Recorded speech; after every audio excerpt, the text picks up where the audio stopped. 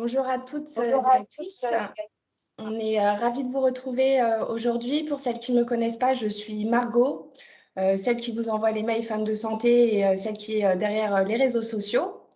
Alors, pour bien commencer l'événement, je vais juste vous rappeler quelques règles. Alors, on vous demande d'allumer votre caméra seulement quand vous êtes en atelier pour avoir une bonne connexion, de garder votre micro coupé. Vous pourrez l'allumer quand vous serez en atelier. On écoute tout le monde et on n'hésite pas surtout à tweeter avec le hashtag Femmes de Santé, femme avec un S, santé sans accent, tweeter ou sur LinkedIn et les autres réseaux. Merci beaucoup. Alors, il est 9h01. Merci, Margot. Pour votre information, on filme, hein, donc vous pouvez cacher votre visage. Et alors, ce que j'adore, c'est que Margot fait des recommandations. En fait, je vois plein de visages. Alors, on vous aime beaucoup, mesdames, mais on va vous demander, comme on est très nombreuses aujourd'hui, de couper vos caméras le temps que nous sommes en plénière. Et nous remettrons nos caméras quand nous serons en groupe. Donc, docteur Isabelle Usan, je t'ai vu, je te salue au passage. Alors, c'est parti, on y va. D'abord, merci Émilie qui est derrière les slides, le programme de la journée.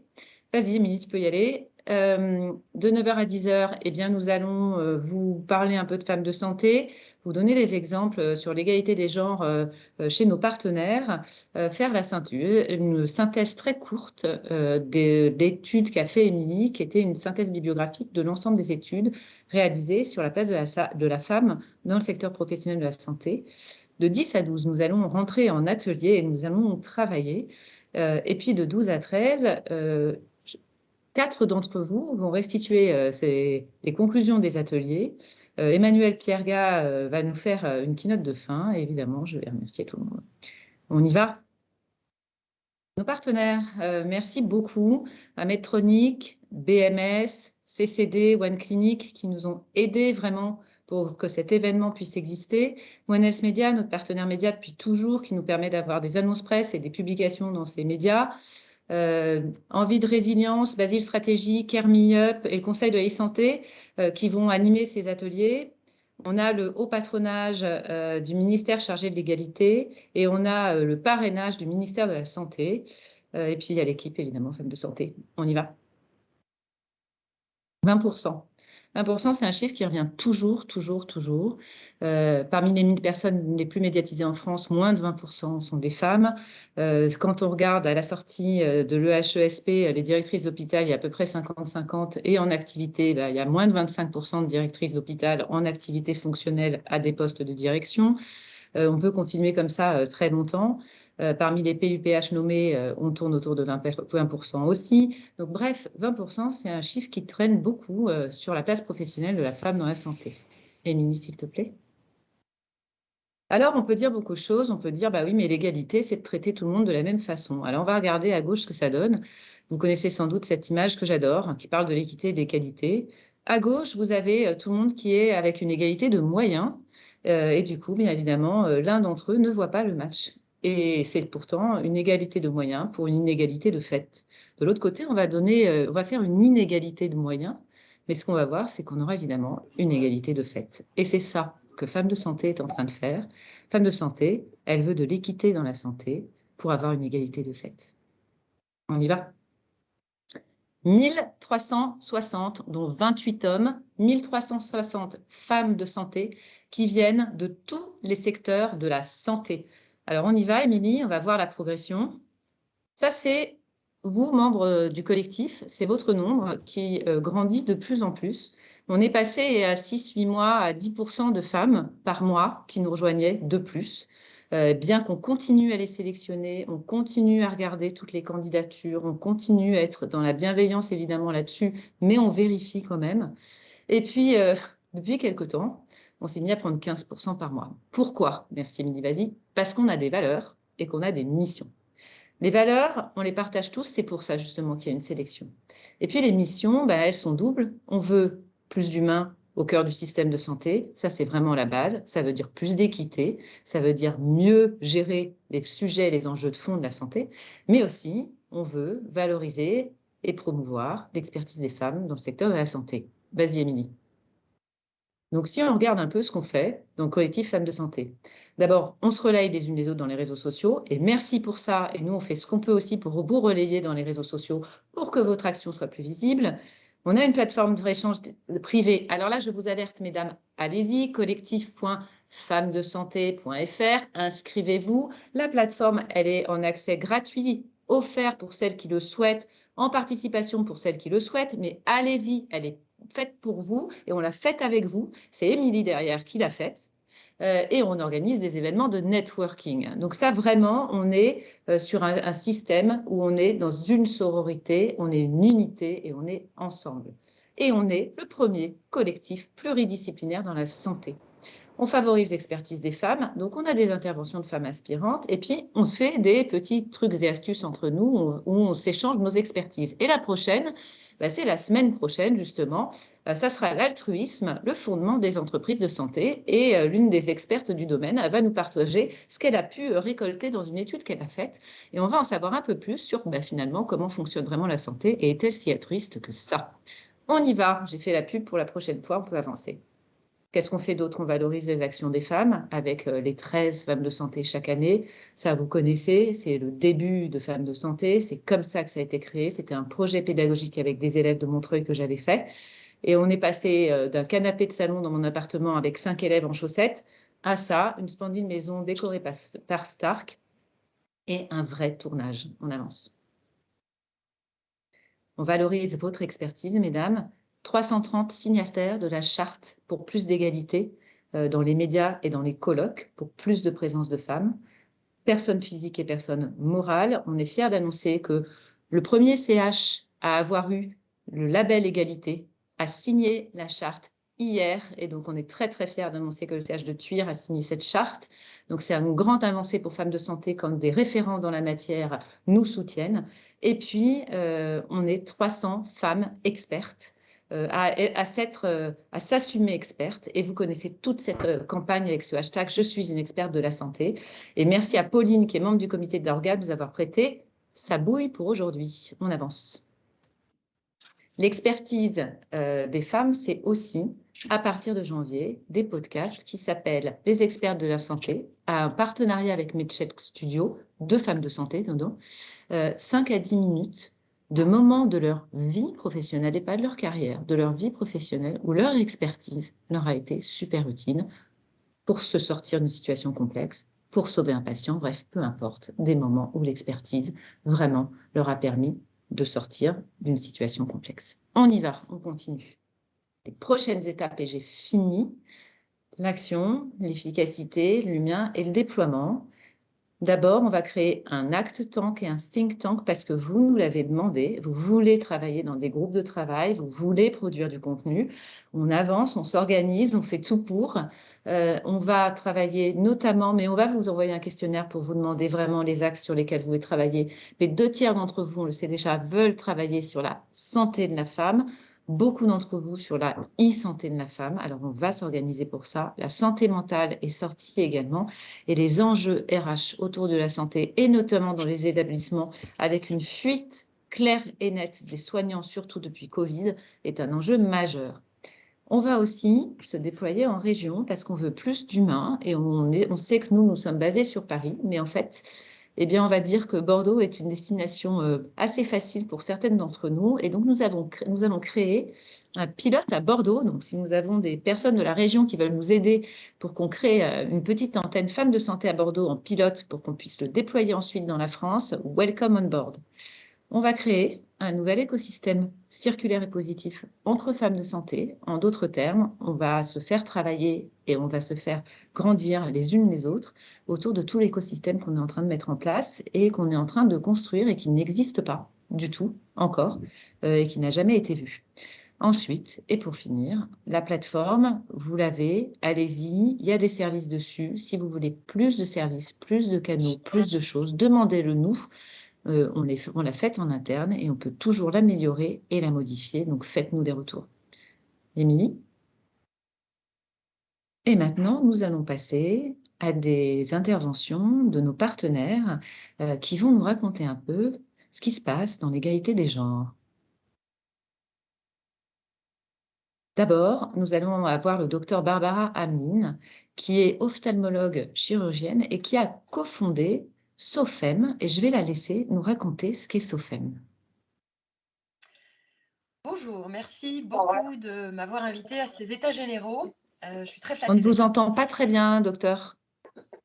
Alors, je vais peut-être augmenter ou me rapprocher. C'est mieux là? Parfait. Donc encore merci.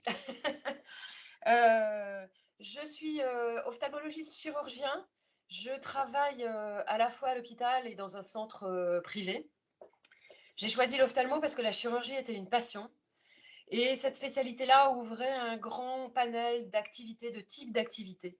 Et donc, je voulais m'ouvrir à toutes les possibilités possibles au moment de commencer ma carrière. Et encore une fois, c'était la chirurgie qui m'attirait d'abord. C'est une spécialité qui, au départ, est assez féminine parce que c'est 52% d'internes qui sont des femmes, mais dans laquelle la position des femmes se raréfie au fur et à mesure de la progression des carrières. La France n'est pas un mouton noir pour ce problème-là, puisque en Europe, en général, il y a un sondage récent qui vient de montrer que les postes de chef de service étaient occupés à 15% par des femmes. Et on le voit également dans les congrès, on le voit sur les boards. Les femmes sont de plus en plus rares au fur et à mesure de l'élévation, on va dire, dans les fonctions. Donc, il était opportun de souligner cette question et d'essayer de faire évoluer les choses. À ce titre, je me réjouis qu'on ait un nouveau partenaire à la clinique de la vision qui est One Clinic, qui compte les 3/4 de femmes dans ses médecins et qui fait la promotion des femmes. Et puis, sous l'impulsion du docteur Cathy Ganem, nous venons de créer avec Marie Vesrock la Société féminine d'ophtalmo française, la SOFAM, qui va organiser son premier congrès le 18 juin et qui compte encourager, soutenir, accompagner, grâce à la présence d'un important groupe d'ophtalmos de grand renom qui nous a rejoints, les femmes de toutes les générations. Le but, c'est effectivement de faire partager nos expériences et d'encourager en particulier les femmes jeunes à être présentes sur les podiums dans les congrès et pouvoir ainsi prétendre à des fonctions qui sont évidemment un peu fonction de notre présence sur les congrès, encore une fois.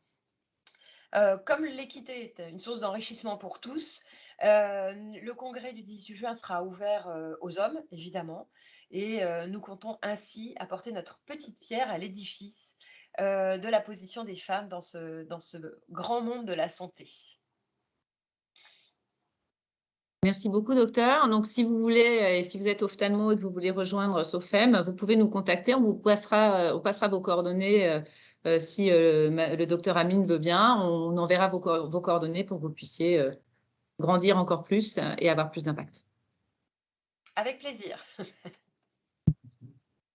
Alors, c'est le laboratoire CCD qui, quand on a préparé cet événement, nous a dit mais nous, on travaille sur la santé de la femme depuis 1964. Alors là, vous vous doutez bien que quand j'entends parler de ça, je me dis, et moi, je suis une communicante à l'origine, je me dis, mais il doivent avoir des campagnes de dingue sur la santé de la femme, et surtout depuis 1964. Et donc, ben voilà, ce que va nous présenter ce laboratoire, c'est Agathe Gellet qui va nous présenter ce qu'a fait CCD sur la santé de la femme depuis 1964. Bonjour à toutes. Je suis vraiment... Ah, il y a un petit écho. Je suis vraiment ravie donc, de participer aux premiers états généraux de femmes de santé aujourd'hui avec vous et d'être le partenaire de cet événement qui vise à mettre en lumière les femmes dans le domaine de la santé. Ce partenariat a vraiment du sens pour nous parce que, comme l'a dit Alice, CCD prend en compte la femme dans son ensemble et vraiment c'est vraiment au cœur de notre engagement et ça constitue l'ADN de notre laboratoire qui a été créé donc, en 1964. Pour celles qui ne connaissent pas CCD, c'est un laboratoire pharmaceutique français indépendant qui traverse les époques, anticipe les évolutions et a pour mission d'accompagner les femmes à chaque étape de leur vie, chaque étape importante, que ce soit pour sa contraception, pour sa procréation et pour l'aide médicale à la procréation, pendant la grossesse, pendant l'allaitement, la ménopause, et également lors de troubles féminins qui peuvent être fréquents, tels que l'inconfort urinaire, le déséquilibre intime, etc. Donc vraiment, on prend en compte toutes ces étapes. La particularité de notre laboratoire, c'est d'avoir été pionnier dans la santé de la femme et dans différents domaines, en commençant par la contraception, puisqu'entre 1965 et 67, donc à l'avant-garde de l'évolution des mœurs et de la loi Neuwirth, qui a autorisé la contraception en France, eh bien, CCD a distribué des pilules contraceptives et des spermicides par le biais du planning familial, et a aussi conçu, on a été les premiers à proposer des stérilets au cuivre et des diaphragmes. Vous pouvez voir des images de campagne qui datent de ces années-là, juste en dessous. CCD a aussi été pionnier en fertilité, puisqu'en 1982, il a collaboré avec l'éminent professeur Friedman, qui est notamment réputé pour avoir mis au monde le premier bébé éprouvette, Amandine, donc en France, par le biais de dispositifs médicaux pour la procréation médicalement assistée.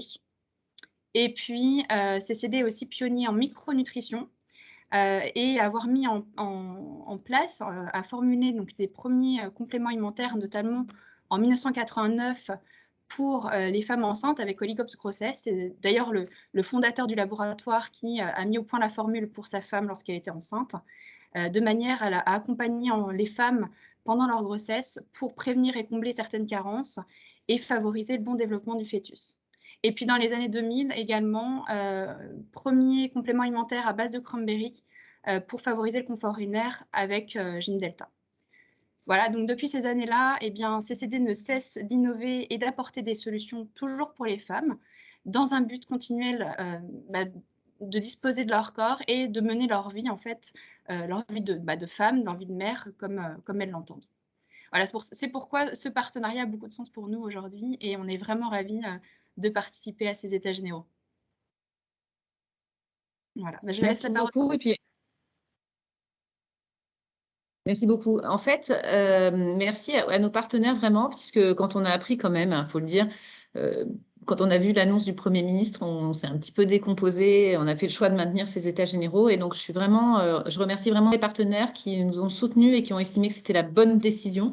Donc, merci beaucoup pour ça. On continue, Émilie, s'il te plaît.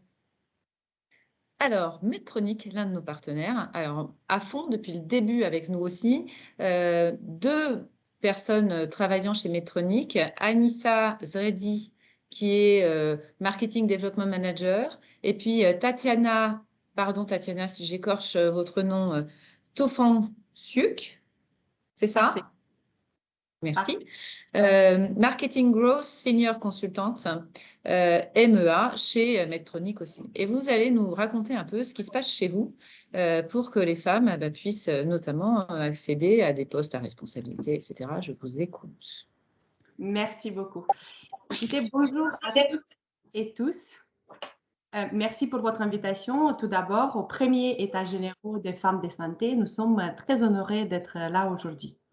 On va zapper les introductions du coup, mais ce qu'on peut vous dire, c'est que chez Medtronic France, ensemble avec Anissa, nous avons créé le réseau Medtronic Women Network et nous le présidons ensemble avec beaucoup d'énergie et enthousiasme aujourd'hui.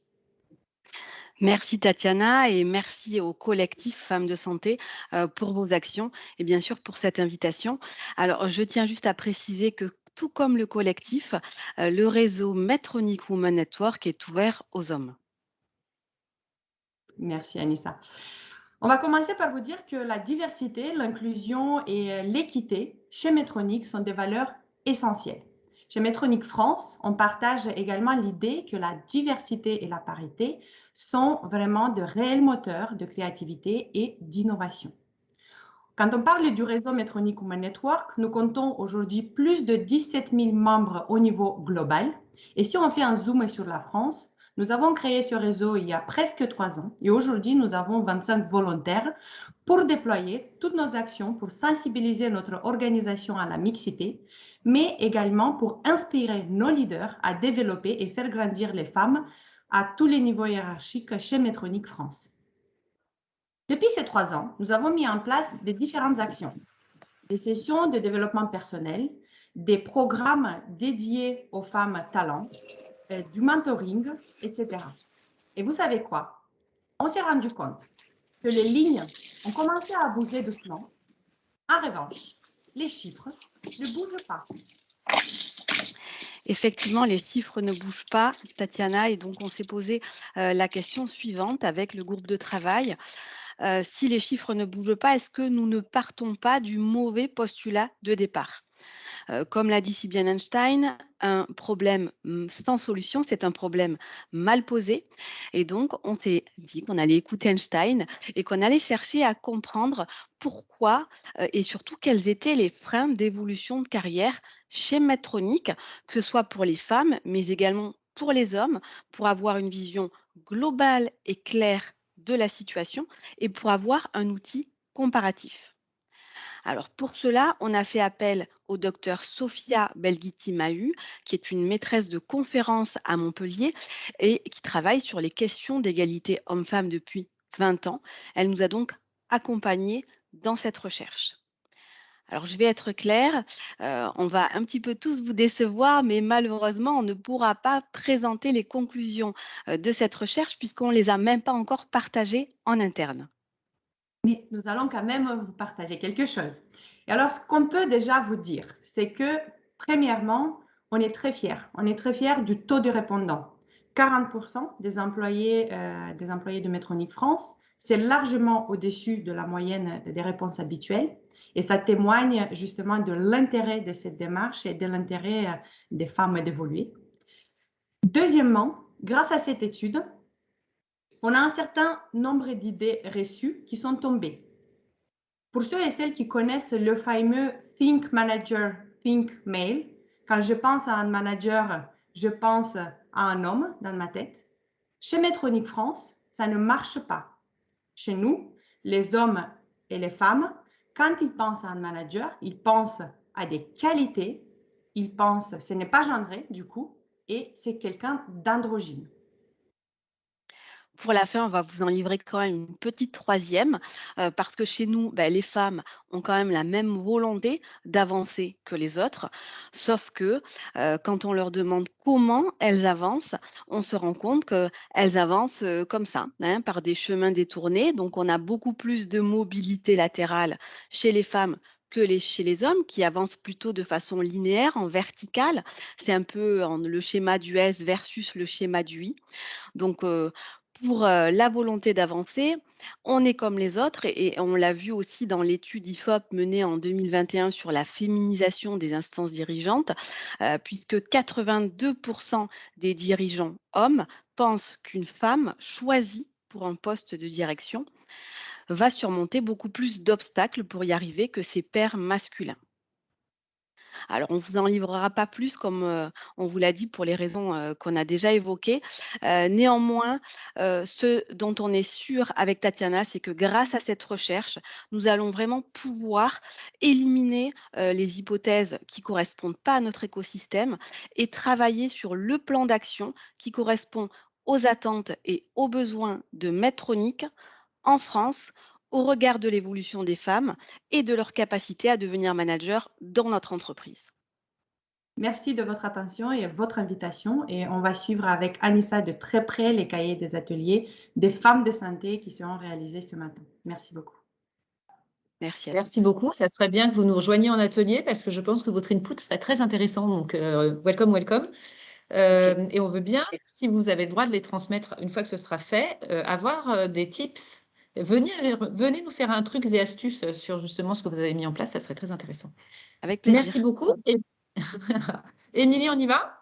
Un point de vue sur l'égalité des genres en établissement de santé. Alors, c'est Laurence Volmier, qui est directrice d'établissement de santé et qui a été aussi directrice de plusieurs fonctions dans la santé, qui va nous raconter un peu sa perception, son point de vue. Alors, ce n'est pas une opinion, hein, c'est ce qu'elle a vécu dans son parcours, sur justement ce qui se passe un peu dans l'égalité des genres dans ces établissements. Merci Laurence, la parole est à vous. Bonjour à toutes et à tous, si toutefois il y avait des messieurs parmi nous, ce que je souhaite. Je me présente, donc Laurence Volmier, j'ai 48 ans. J'interviens aujourd'hui sur invitation du groupe One Clinic, partenaire du collectif Femmes de Santé, que je rejoindrai début 2022 comme directrice de l'engagement. One Clinic, qui est un acteur de référence dans le secteur des soins primaires et de médecine de ville, devient leader aujourd'hui en ophtalmologie, comme l'a rappelé Ameline tout à l'heure, et en santé de la femme, grâce notamment à son activité en gynécologie, pour une prise accessible, une prise en charge accessible à toutes, puisqu'il est avéré en fait que les femmes sont moins bien soignées que les hommes. Une clinique se montre par ailleurs exemplaire en interne, hein, puisque nous avons une équipe dirigeante mixte et où plus de 70% des médecins en exercice sont des femmes qui représentent elles-mêmes les 7 plus grosses rémunérations du groupe sur les 10. Depuis 18 ans, et ça fait complètement écho avec l'intervention précédente, sans que ce soit forcément préparé, depuis 18 ans, donc j'occupe successivement plusieurs missions de cadre dirigeant dans le secteur de l'hospitalisation privée, sur des postes de DRH, à la fois chez Général de Santé, en établissement, puis de groupe au sein de Vivalto Santé où je suis actuellement. J'ai ensuite occupé chez Vivalto Santé le poste de directrice générale de clinique auprès des médecins, que j'aime beaucoup, et puis actuellement de recrutement médical. Et je souhaitais aujourd'hui vous partager en fait 2 de mes expériences très pratico-pratiques. La première va être plus personnelle, la seconde un peu plus pratique et organisationnelle lorsque j'étais directrice de clinique. La première remonte un peu puisqu'en fait elle remonte à ma première grossesse lorsque j'ai été DRH d'un établissement de santé. Ça faisait à peu près 2 ans tout juste que je venais d'arriver.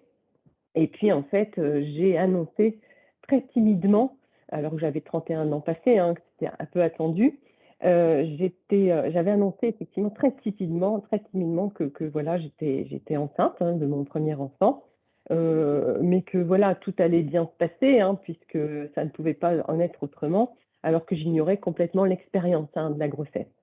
Mon directeur à l'époque, très bienveillant, me félicite, m'encourage même et me dit bien sûr, me dit qu'il peut compter, effectivement, qu'il peut compter sur son appui si j'en avais le besoin.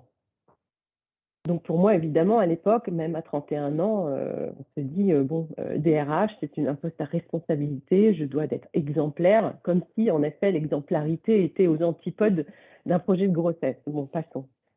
Donc voilà, j'ai voulu vraiment le rassurer tout de suite et me suis même engagée à ce que de toute façon j'aille jusqu'au terme, sans savoir comment ça allait se passer, que pendant la grossesse, en tout cas le congé maternité, je puisse suivre l'ensemble des dossiers et puis bien sûr que j'allais reprendre très très vite mon activité.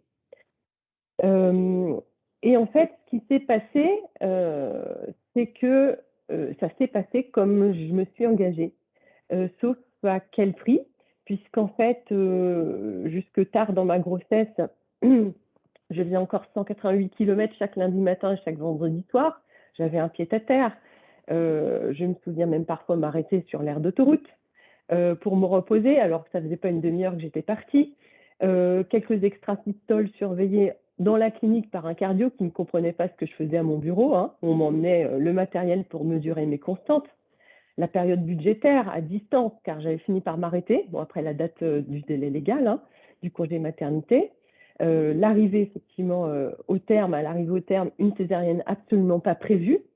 Une sténose du pylore pour mon fils Antoine, qui nécessite juste de la chirurgie, puisqu'on vient perforer entre l'intestin et puis l'estomac.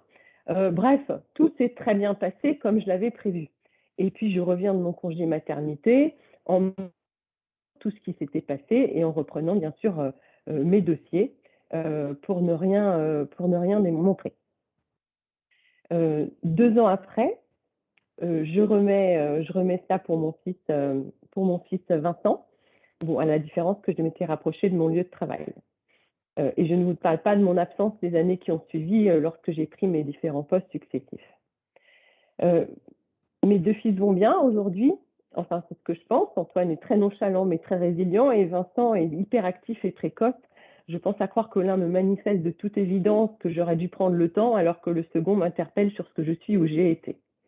Rétrospectivement, je n'éprouve aucun regret puisqu'on agit en fonction de ce que l'on est ou de ce que l'on croit être à certains moments de sa vie, mais aussi de l'influence qu'a la société sur nos comportements, l'héritage de l'histoire, les mouvements sociétaux portés par certaines femmes et hommes, et relayés par une grande foule des avantages légiférés également, comme le congé paternité très récemment, qui, je pense, vont effectivement amener en confort là-dessus. Et je ne suis pas loin de vous avouer aujourd'hui que je ferai sans doute différemment, au même âge et à la même époque, mais qu'il reste encore un peu de chemin à parcourir pour nous autres. Et puis, je vais faire très vite pour la seconde expérience, qui est beaucoup plus pragmatique et récente, puisque lorsque j'étais directrice générale d'établissement de soins, donc 2016, avant le Covid, pour vous situer dans le temps, outre les réunions qui sont très nombreuses avec les médecins, vous le savez peut-être en clinique, eh bien, elles étaient organisées le soir. Et en fait, j'ai pris le parti, en fait, pour convenance personnelle, mais sans jamais l'avouer, de changer justement cette pratique et de passer les réunions sur le temps du midi, avec un plateau repas.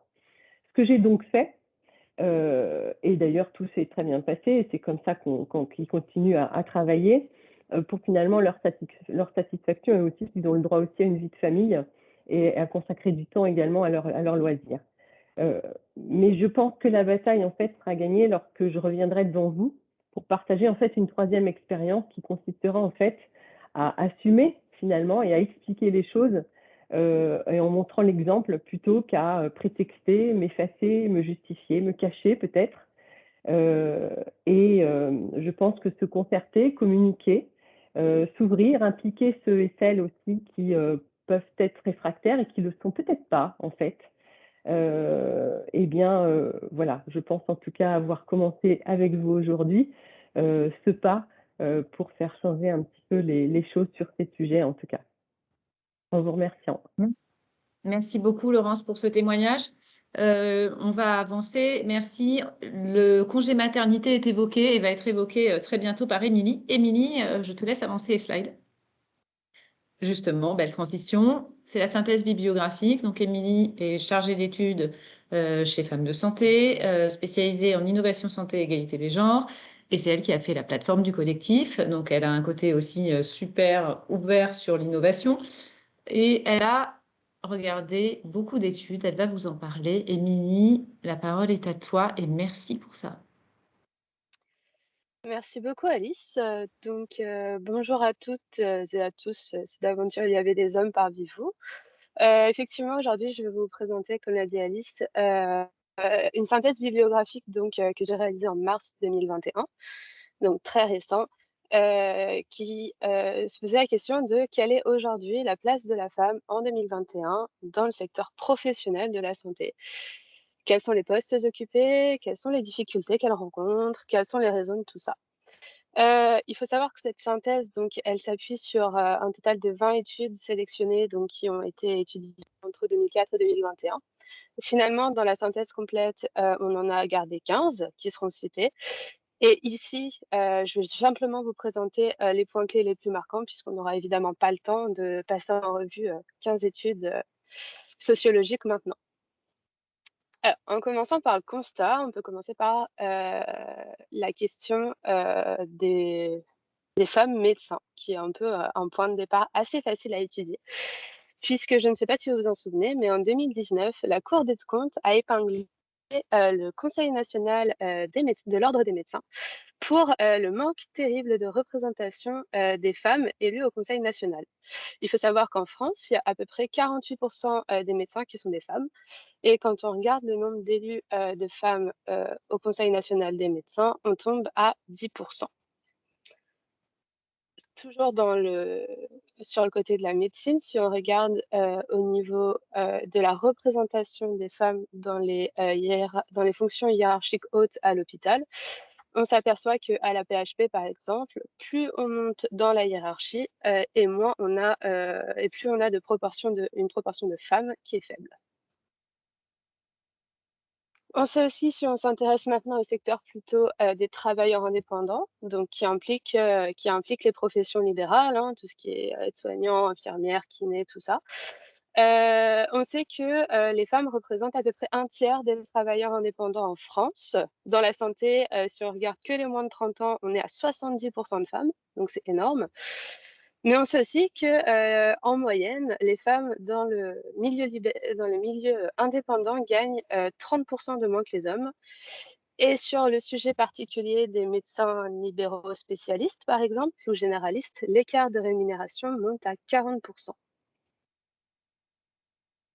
Si on regarde maintenant les femmes du côté de l'entrepreneuriat, on sait qu'on a à peu près 20% des startups qui sont lancées par des équipes féminines ou mixtes. Donc, ça donne 80% des startups lancées par des équipes uniquement masculines. Et si on regarde le nombre de startups qui sont lancées par des équipes uniquement féminines, donc constituées uniquement de femmes, on est à entre 6 et 8% des startups.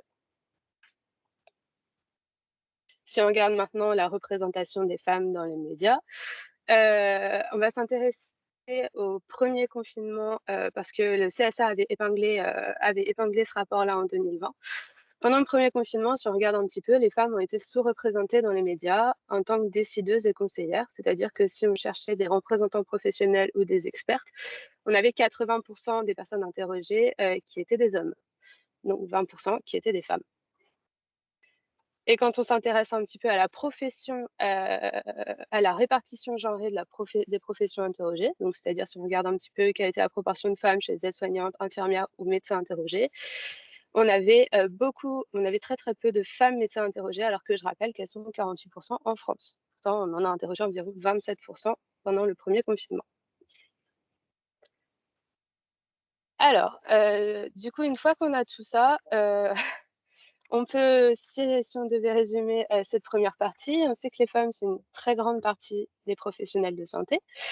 On sait qu'elles sont sous-représentées dans les hauts de la hiérarchie des établissements, institutions et entreprises de santé. On sait que dans les médias, elles occupent le plus souvent les rôles d'aidantes ou de témoins. Et en fait, l'OMS, en 2019, résumait le secteur de la santé avec la phrase suivante: la santé, ce sont des services dispensés par les femmes dans un service dirigé par les hommes. Maintenant, on va essayer de voir un petit peu comment ça se fait, comment est-ce qu'on peut tirer un tel constat, pourquoi est-ce qu'on a tous ces chiffres. Alors, il y a une première chose qui est réelle et qui existe, c'est la question du plafond de verre. Le plafond de verre, c'est la barrière invisible qui sépare une certaine communauté, ou en l'occurrence les femmes, du haut de la hiérarchie des institutions, entreprises et établissements de santé.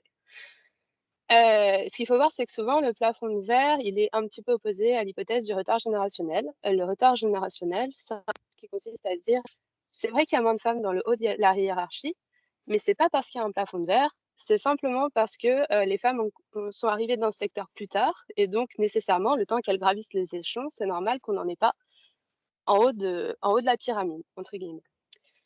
Or, si on regarde ici, on a donc la proportion de femmes qui sont médecins à la PHP en particulier, de proportion de femmes qui sont candidates pour être PUPH et la proportion de femmes qui sont sélectionnées pour être PUPH. Et on s'aperçoit en fait qu'il y a un écart d'environ 15% quand même entre le nombre de candidates pour être PUPH et le nombre de femmes qui sont reçues. Donc, ça veut dire qu'il y a quelque chose qui empêche ces femmes d'être sélectionnées pour devenir PUPH. On n'est donc vraiment pas sur, en l'occurrence, l'hypothèse du retard générationnel ne fonctionne pas.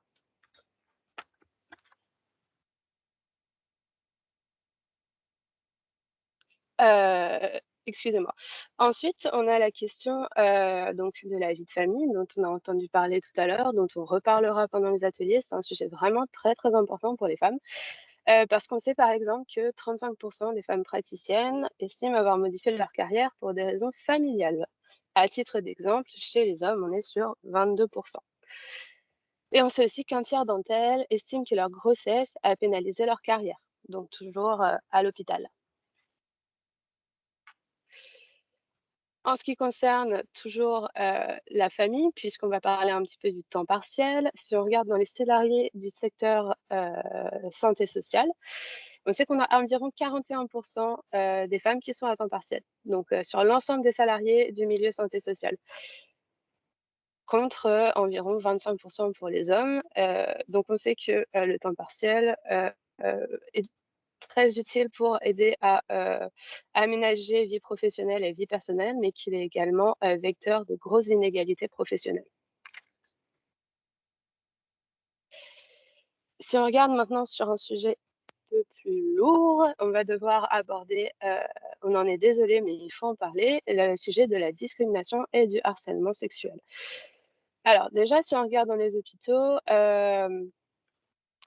le nombre de cadres de santé qui affirment avoir déjà fait l'objet de blagues ou propos à connotation sexiste ou sexuelle sur leur lieu de travail. Alors, si on prend toutes les personnes qui ont répondu « j'ai déjà fait l'objet de ce genre de blague », 87% sont des femmes. Ensuite, si on regarde un petit peu certains chiffres encore plus difficiles à connaître, c'est que 16% environ des praticiennes ont subi une situation de harcèlement, abus ou inconduite à caractère sexuel sur leur lieu de travail au cours des 6 dernières années. Parmi ces victimes, une personne sur 20 avait reçu en échange une proposition de promotion ou des menaces d'ordre professionnel si elle ne s'exécutait pas, et 5% des victimes ont eu recours aux services de police. Si on regarde maintenant au niveau de la perception des inégalités, on a que la perception n'est pas la même en fonction des sexes. Donc, c'est-à-dire que les femmes sont plus nombreuses à estimer qu'à travail égal, les hommes sont plus valorisés que les femmes. C'est une question de perception de la discrimination. Et pour finir, pour reboucler un petit peu sur le sujet de femmes de santé, on a la question du réseau professionnel. C'est-à-dire que les femmes utilisent leur réseau professionnel de manière différente des hommes. Déjà, les femmes sont moins nombreuses à estimer qu'elles ont un bon réseau professionnel. Alors, par réseau professionnel, on entend l'intégralité des personnes qui gravitent autour de la profession de quelqu'un. Donc, c'est très large, il ne s'agit pas seulement de réseaux sociaux. Donc, les femmes sont moins nombreuses à estimer qu'elles ont un bon réseau professionnel. Et les femmes ont plus tendance à utiliser leur réseau professionnel pour leur apporter du soutien que pour créer des opportunités de carrière. Donc avec tout ce qu'on vient de voir là, et il n'y a qu'une partie des chiffres, mais ça donne déjà un assez bon panel de ce qu'on peut voir. À Femmes de Santé, on a décidé de séparer toutes ces données de façon à faire 4 ateliers pour travailler sur ce qui nous a semblé être les principales problématiques. Du coup, on aura le sujet de l'accession des femmes aux postes à responsabilité et haute responsabilité, le sujet de l'autocensure et de la vie de famille, le sujet de la perception des femmes et le sujet de la reconnaissance de la femme en tant que professionnelle. Et je laisserai Alice vous présenter tout ceci après la pause. Merci, Émilie. Est-ce que tu peux avancer une slide, s'il te plaît? Merci. Alors, avance encore, s'il te plaît, parce que la pause, ce n'est pas vraiment une pause. Ça peut l'être pour celles ou ceux qui en ont besoin. En fait, nous avons dans notre collectif Karine Dupuis. Karine Dupuis, on l'a rencontrée parce qu'elle nous a proposé de nous faire un tips, donc les trucs et astuces, et partager son expertise en plein Covid, parce que Karine Dupuis, elle est assez étonnante. Elle est d'abord docteur en pharmacie, donc femme de santé, et puis c'est une sportive de super haut niveau, mais elle est tout le temps en train de faire du sport, pour le dire autrement. C'est très important dans sa vie. Elle s'est formée aussi également aux neurosciences et elle a développé toute son activité autour de ce mélange entre le bien-être mental et l'exercice physique, le tout dans le milieu du travail. Et vous vous doutez bien, quand on était en plein Covid, nous, les femmes de santé, on avait mal au dos, on était tout le temps sur notre écran, etc. Et Karine me dit, mais moi, je peux vous faire un moment où je vous donne des trucs et astuces pour ne plus avoir mal au dos, ne pas burn-outer sur son écran, ne pas devenir dingue, etc. Donc, on fait ce truc et astuces. Et puis là, quand on a su il y a 2 jours, la petite histoire est la suivante, quand on a su il y a 2 jours qu'on passait tout ça en visio, on avait animé un atelier pour un très joli groupe qui travaille aussi, qui développe des activités sur la santé de la femme. Et ce groupe avait dû passer aussi en visio et il avait proposé un atelier de réveil musculaire. Donc, nous sommes en pause pour 10 minutes. Et celles qui le souhaitent feront leur pause. Celles qui le souhaitent suivent un réveil musculaire avec Karine qui va nous permettre de nous détendre un peu puisqu'on va rester normalement assises pendant 4 heures. Et en fait, on fait un petit break pour nous bouger un peu parce que nous sommes des femmes de santé et que nous attachons aussi un enjeu important au corps et à l'association de corps et d'esprit. Karine, si tu es là, c'est à toi. Merci, merci Alice, merci Margot, merci au collectif Femmes de Santé de me donner l'opportunité justement d'intervenir. Vous l'avez dit très justement, on parle beaucoup de la tête hein, qui est de le corps. Alors c'est vrai que je fais pas mal de choses sur tout ce qui est prépa mentale également, préparation mentale parce qu'on la voit effectivement sur le versant sportif, mais pas que. Encore mardi dernier, j'étais dans un grand groupe avec le top management pour justement les initier à ces nouveaux aspects. Les chiffres qui viennent d'être présentés me parlent hein, au regard de mon dernier poste que j'avais dans l'industrie pharmaceutique pour avoir énormément gravité dans les hôpitaux, pour avoir été moi-même en comité de direction extrêmement jeune dans l'industrie pharmaceutique et puis pour être aussi, voilà, je voulais faire un petit focus. Moi, je suis à la Fédération française de triathlon, je suis en charge de la commission santé. On a à cœur aussi de diversifier, que les femmes aussi dans les fédérations sportives puissent occuper aussi différents postes. Donc c'est vrai que tout ça est un espèce de continuum entre la santé, le monde du travail, le monde associatif. Il faut lever les freins, il faut voilà, effectivement qu'il y ait tous ces talents féminins puissent prendre des postes et qu'on soit aidé. Voilà, moi je suis dans l'inclusion, comme vous l'avez très justement dit depuis le départ, c'est comment aussi les hommes vont nous aider aussi à pouvoir accéder voilà, à certains postes. Alors, pour ce qui est de proprement parler des petits exercices, donc on va revenir sur les fondamentaux parce que je trouve qu'il faut revenir à l'essentiel, c'est-à-dire optimiser ses capacités respiratoires.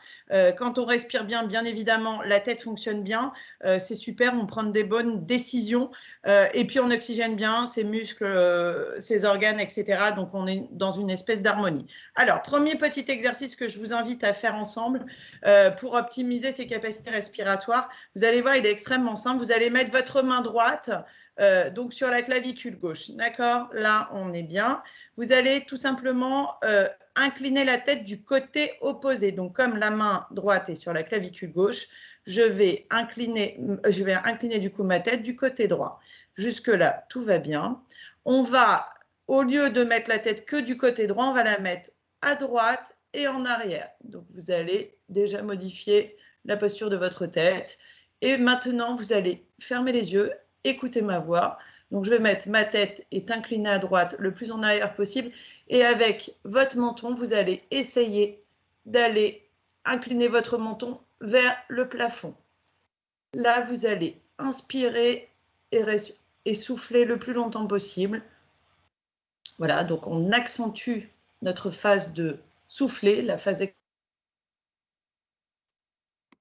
expiratoire. Voilà, vous fermez toujours les yeux, vous vous centrez sur votre respiration. Vous le faites plusieurs fois. Je reviens au milieu tout en fermant les yeux. Je vais mettre, on va aller de l'autre côté, mais vous fermez toujours les yeux. Donc, je vais prendre ma main gauche que je vais mettre sur ma clavicule droite. Je vais incliner ma tête du côté opposé, c'est-à-dire du côté gauche. La tête est inclinée du côté gauche, je vais la mettre en arrière, le plus en arrière possible à gauche.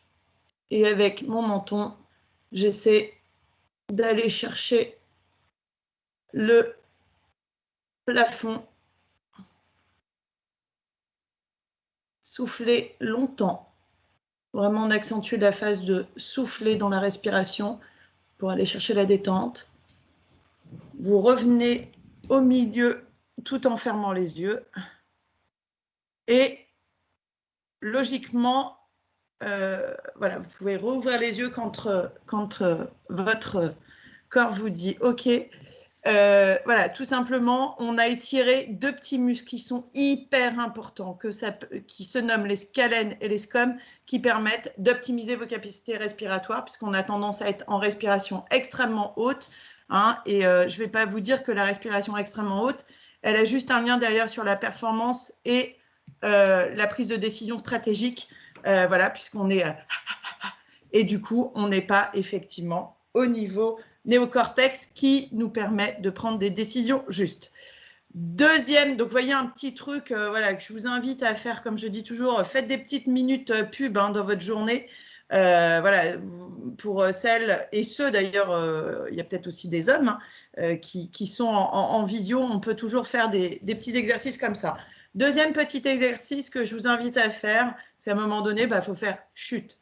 Donc, deuxième petit exercice, on va, vous le savez ou pas, regardez, je vais me mettre de profil, on a tendance à avoir les muscles, en tout cas, qui nous emmènent vraiment la tête vers l'avant.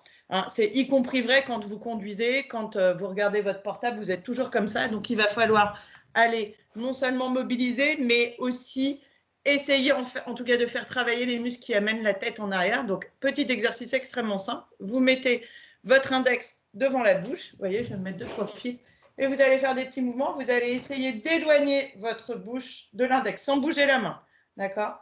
Donc, tout simplement, je suis là en position normale. Hop, je mets la tête en arrière. J'éloigne ma bouche de l'index. Je reviens. Hop. Hop. Et voilà. Petit exercice. Donc, vous voyez qu'effectivement, sans bouger le buste. J'en vois, alors excusez-moi, j'en corrige déjà d'un point de vue postural. Vous ne bougez pas. Ce n'est pas le buste qui bouge. C'est vraiment, vous avez vu, mon buste ne bouge pas. C'est la tête. D'accord? Ouais, je vous ai à l'œil. Hein, c'est parce que je fais l'exercice que... Donc, vous voyez, petit exercice extrêmement simple qui, bien évidemment, va impacter sur notamment tout ce qui est douleur. Hein, alors, les cervicales, un vrai enjeu, les épaules, un vrai enjeu. Je récupère ce que j'appelle des femmes et des hommes Golgoth. Hein, donc, faites ce petit exercice pour pouvoir, voilà, optimiser toujours les choses. N'oubliez jamais que votre posture de corps va avoir une influence, encore une fois, sur votre tête. Tout est lié. Donc voilà, je ne sais pas, Alice, j'ai encore un petit peu de temps pour montrer un autre exercice ou c'est bon, on fait une petite pause? Oui, tu peux. Celles et ceux qui veulent aller faire la pause, après on va présenter les ateliers et basculer à 10 heures aux ateliers. Donc si tu peux le faire en 2 minutes, c'est super. Alors, dernier petit exercice, super sympa, les problématiques d'épaule, hein, un vrai enjeu. Je vous rappelle, allez, on va faire un petit test. Je vais juste accentuer tout simplement ce qui risque de se passer pour vous si vous ne mobilisez pas. Hein, les choses quand vous êtes en télétravail ou que sais-je, quand vous êtes dans votre activité quotidienne. Vous allez tout simplement rapprocher les épaules, voilà, et les mettre en haut. D'accord? Vous rapprochez vos épaules et vous les mettez en haut. Et là, vous allez essayer de vous lever la main. Essayez de lever la main, lever le bras sur le côté latéralement. Vous voyez que latéralement, on a du mal.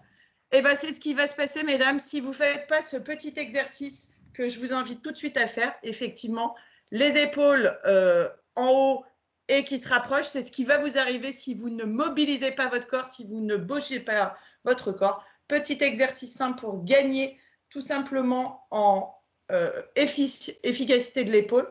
Donc, vous allez vous mettre comme ceci. Les bras vont être devant tendus. D'accord?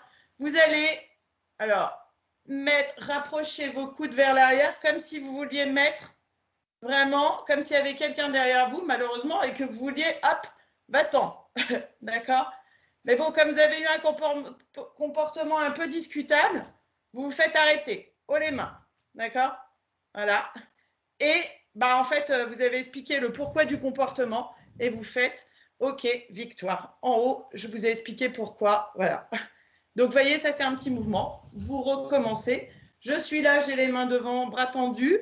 OK, il y a quelqu'un qui m'embête derrière. Hop, je mets coup de coude. Eh oui, vilain comportement. Je me fais arrêter. Haut les mains.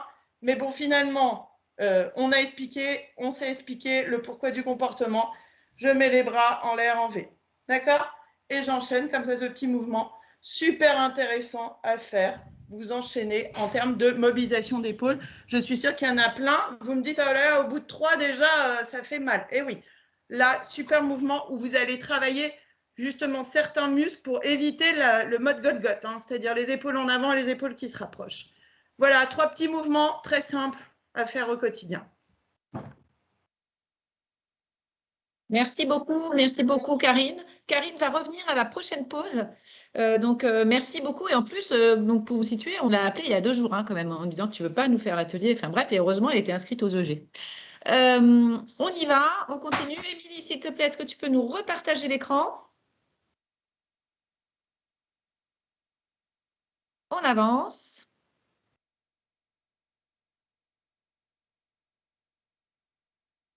Nos ateliers. Donc, vous doutez bien que comment ça s'est passé? On a bossé dur et les femmes de santé ont bossé dur. On a identifié ces 4 grands piliers. On a identifié des sous-enjeux responsables de ça. Les femmes de santé ont travaillé sur les pourquoi il y a ces problèmes-là. Quels sont tous les petits problèmes qui sont responsables de ces 4 grands piliers, responsables même des inégalités de genre en santé, enfin, dans le secteur professionnel de la santé. Et en fait, ensuite, les femmes de santé ont produit des perspectives et des solutions. Pour chaque atelier, entre 2 et 3 d'entre elles ont été identifiées par les femmes de santé, proposées par les femmes de santé parmi pléthore et choisies par les femmes de santé.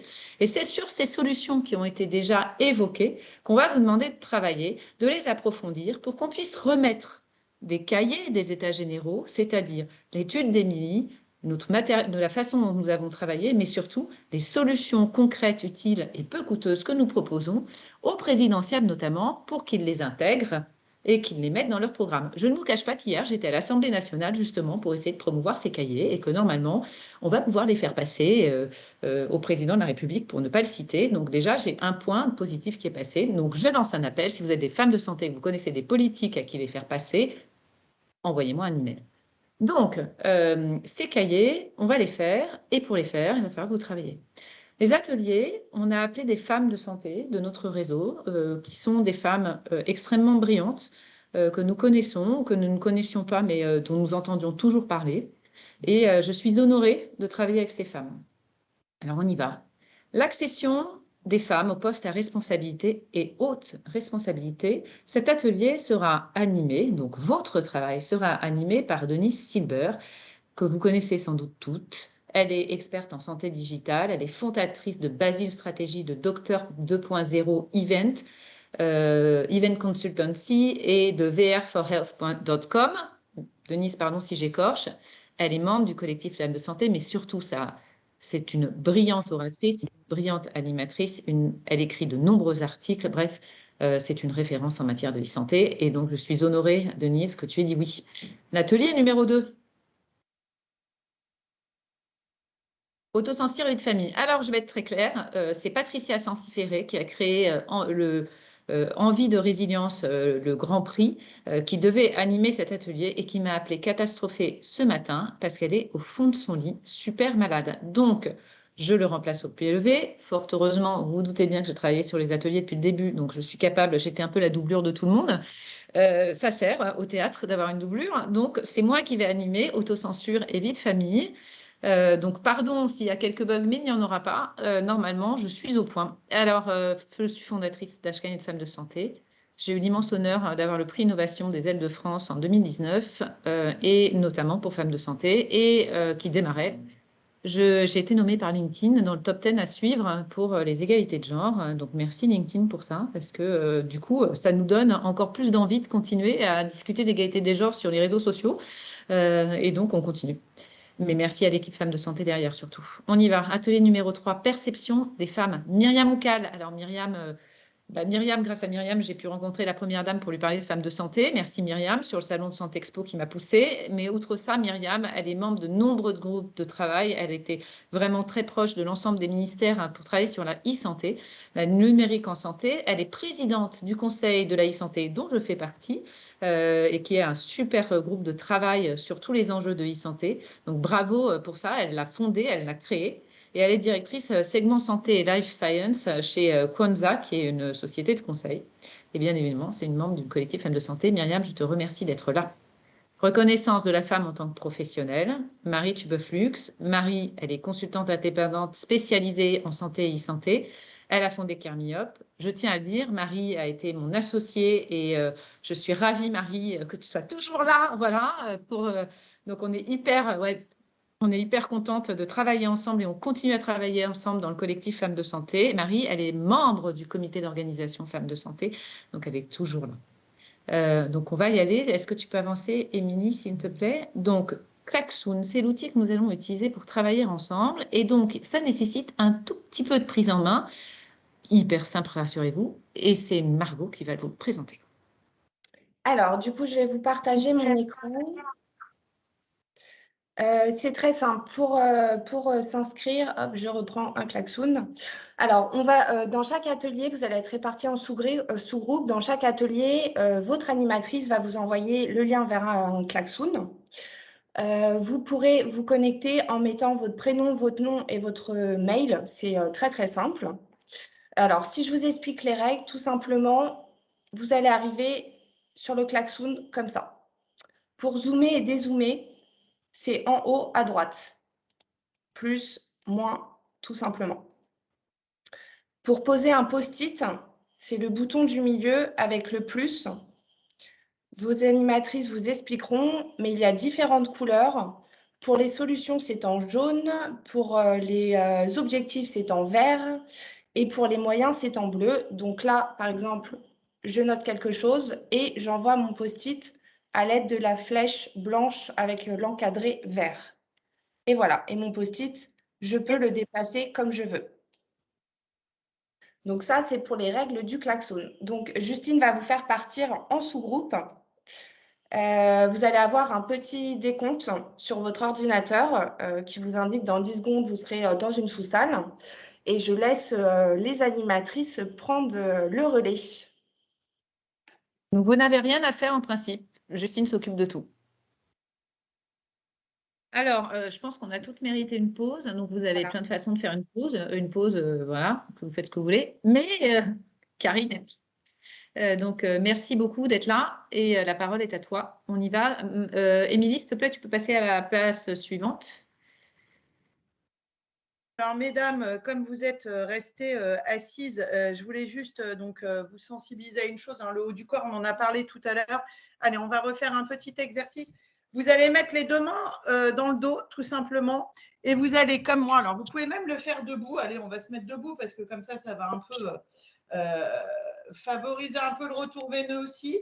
Donc, vous allez mettre les deux mains dans le dos et avec votre main droite, vous allez attraper votre main gauche. Vous voyez, comme ceci. Et après, une fois qu'avec votre main droite, vous avez attrapé votre main gauche, vous allez tout simplement tirer avec votre main droite le bras vers le bas, c'est-à-dire le bras gauche vers le bas.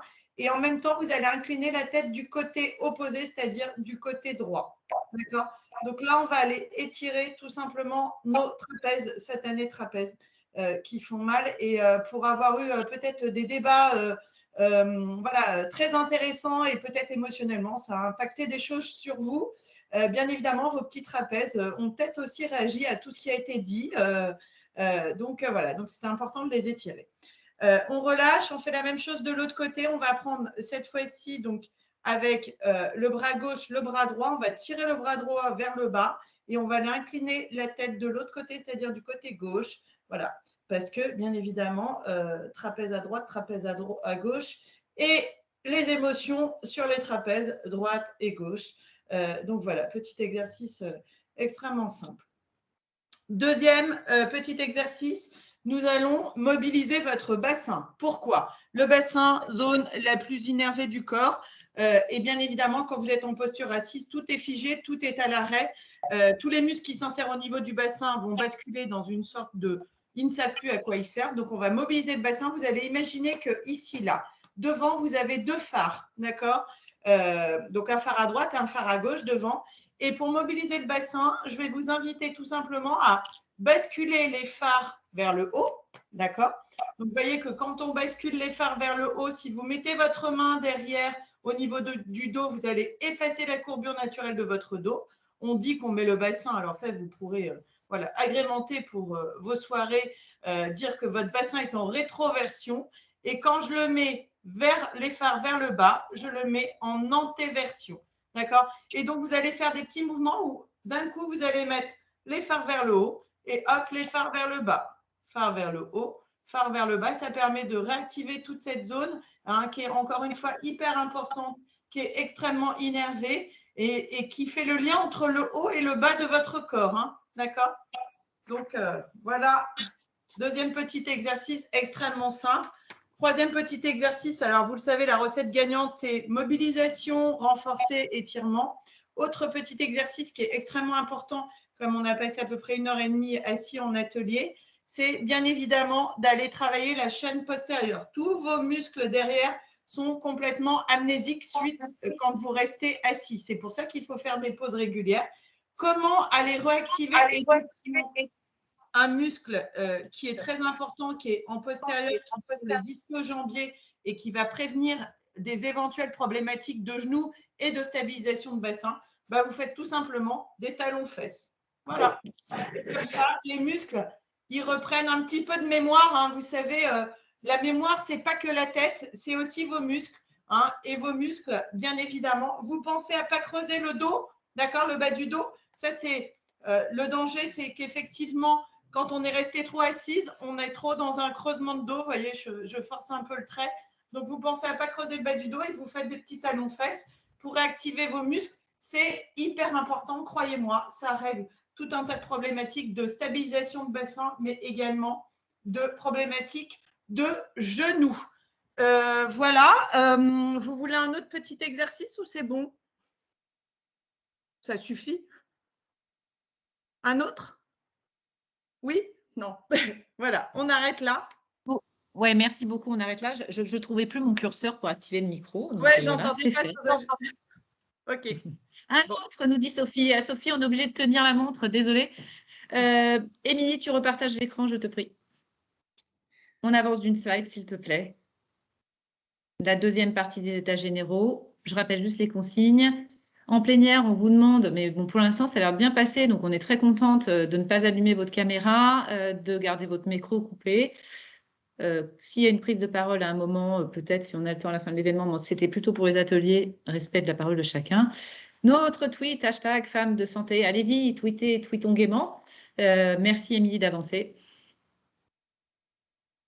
Et la place des femmes chez BMS, c'est Frédéric Sass, et merci Frédéric. Frédéric, elle est en même temps un colloque, elle est par Mons et par Vaux, enfin bref, elle a réussi à nous rejoindre et donc je te remercie infiniment d'être là.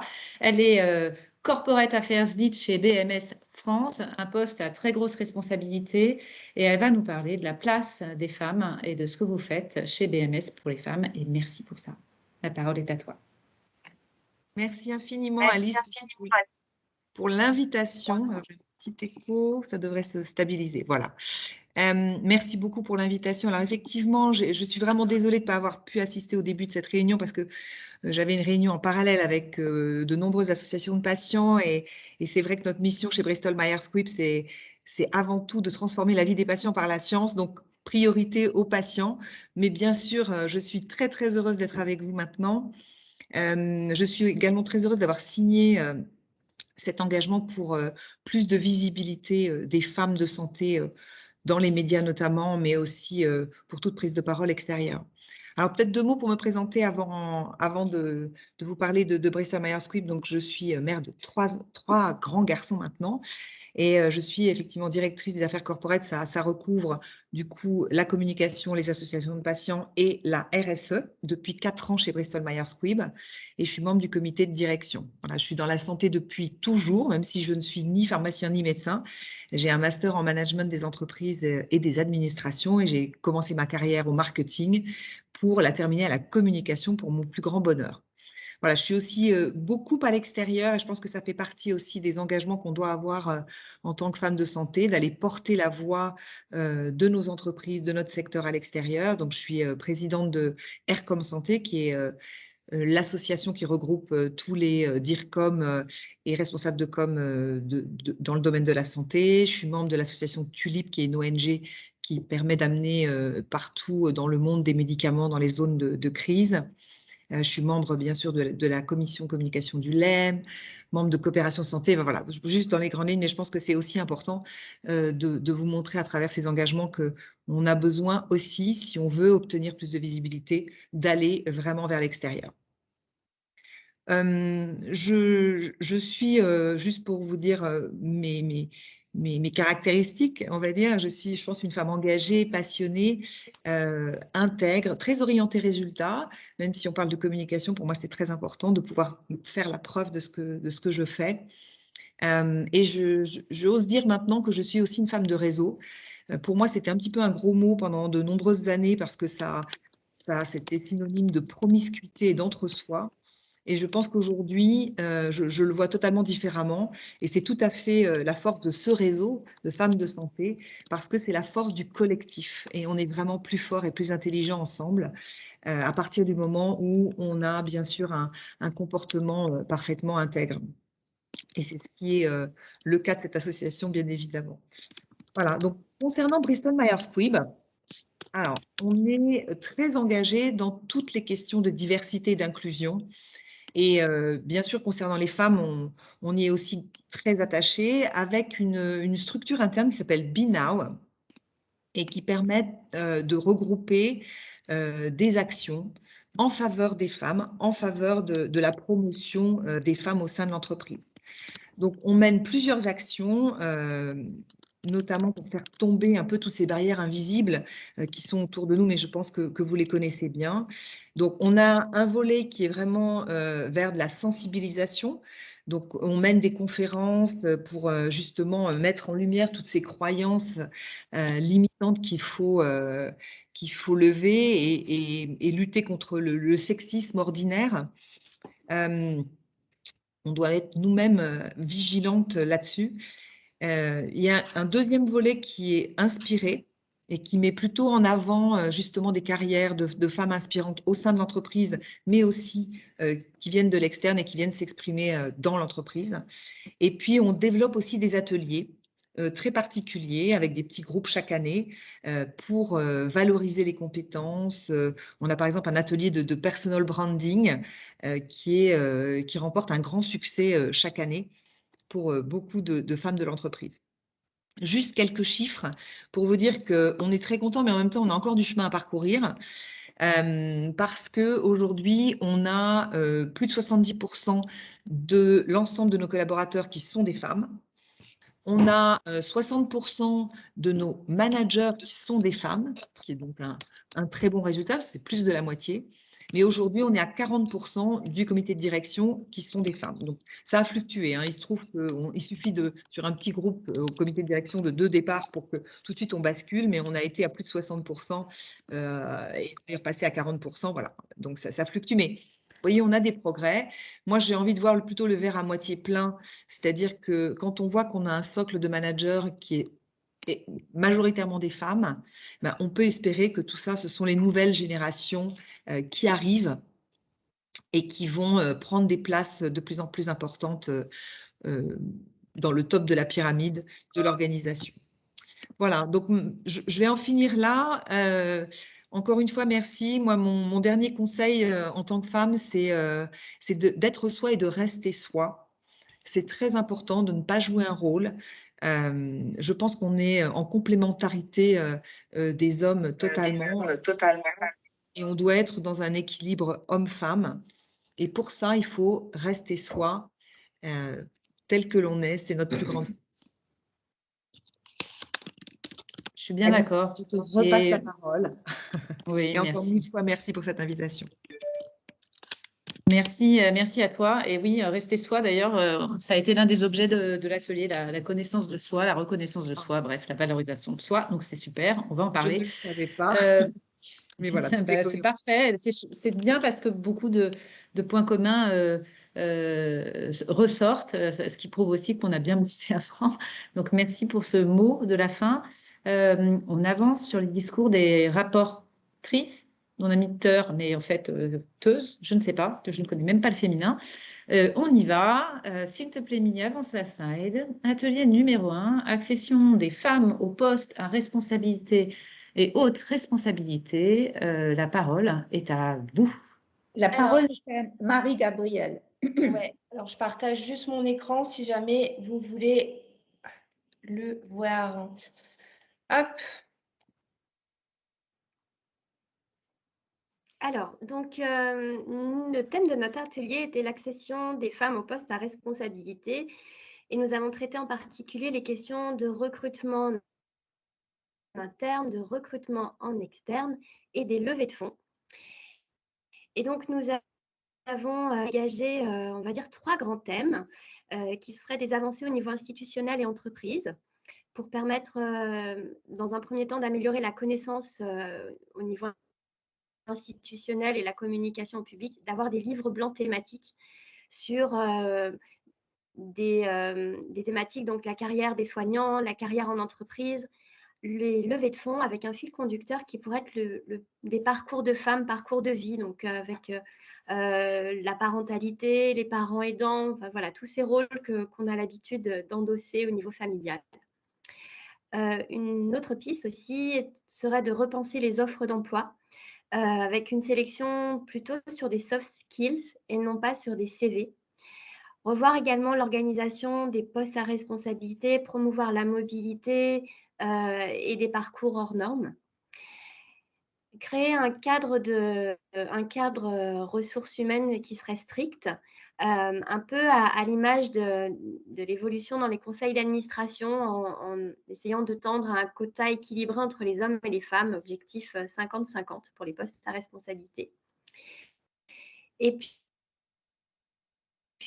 dernier outil là au niveau institutionnel et entreprise, de pouvoir développer des outils RH avec des plans de développement de compétences qui recenseraient les femmes compétentes, et puis valoriser des parcours hors normes, des interruptions de carrière, des reprises. Un deuxième thème qui est beaucoup revenu était de pouvoir lever les freins individuels des femmes, donc pouvoir se donner de l'empowerment, prendre conscience de son estime de soi. Et donc, les pistes que nous avons retenues seraient de pouvoir favoriser le partage d'expériences avec du networking, du mentoring pour développer des soft skills, peut-être du parrainage, retour longue absence, alors retour congé maternité, retour congé maladie, qui pourraient être développés au sein des entreprises ou au sein de réseaux régionaux, par exemple. Autre piste, rendre visibles certains modèles, donc pouvoir créer des prix d'excellence pour les établissements, des services au sens large. Alors, on ne serait pas que sur des établissements de soins, mais aussi des services support de l'industrie qui auraient promu des places de femmes intéressantes. Un Guinness Book des talents femmes de santé, alors où on aurait autant la femme performante que la femme humanisante. C'était deux volets qui nous paraissaient importants. Et puis, pouvoir créer des programmes de confiance en soi, de coaching en négociation salariale, négociation de poste et de responsabilité. Et troisième volet de nos réflexions, donc pouvoir développer l'entrepreneuriat féminin, faciliter les levées de fonds avec 4 axes, pouvoir valoriser les filières de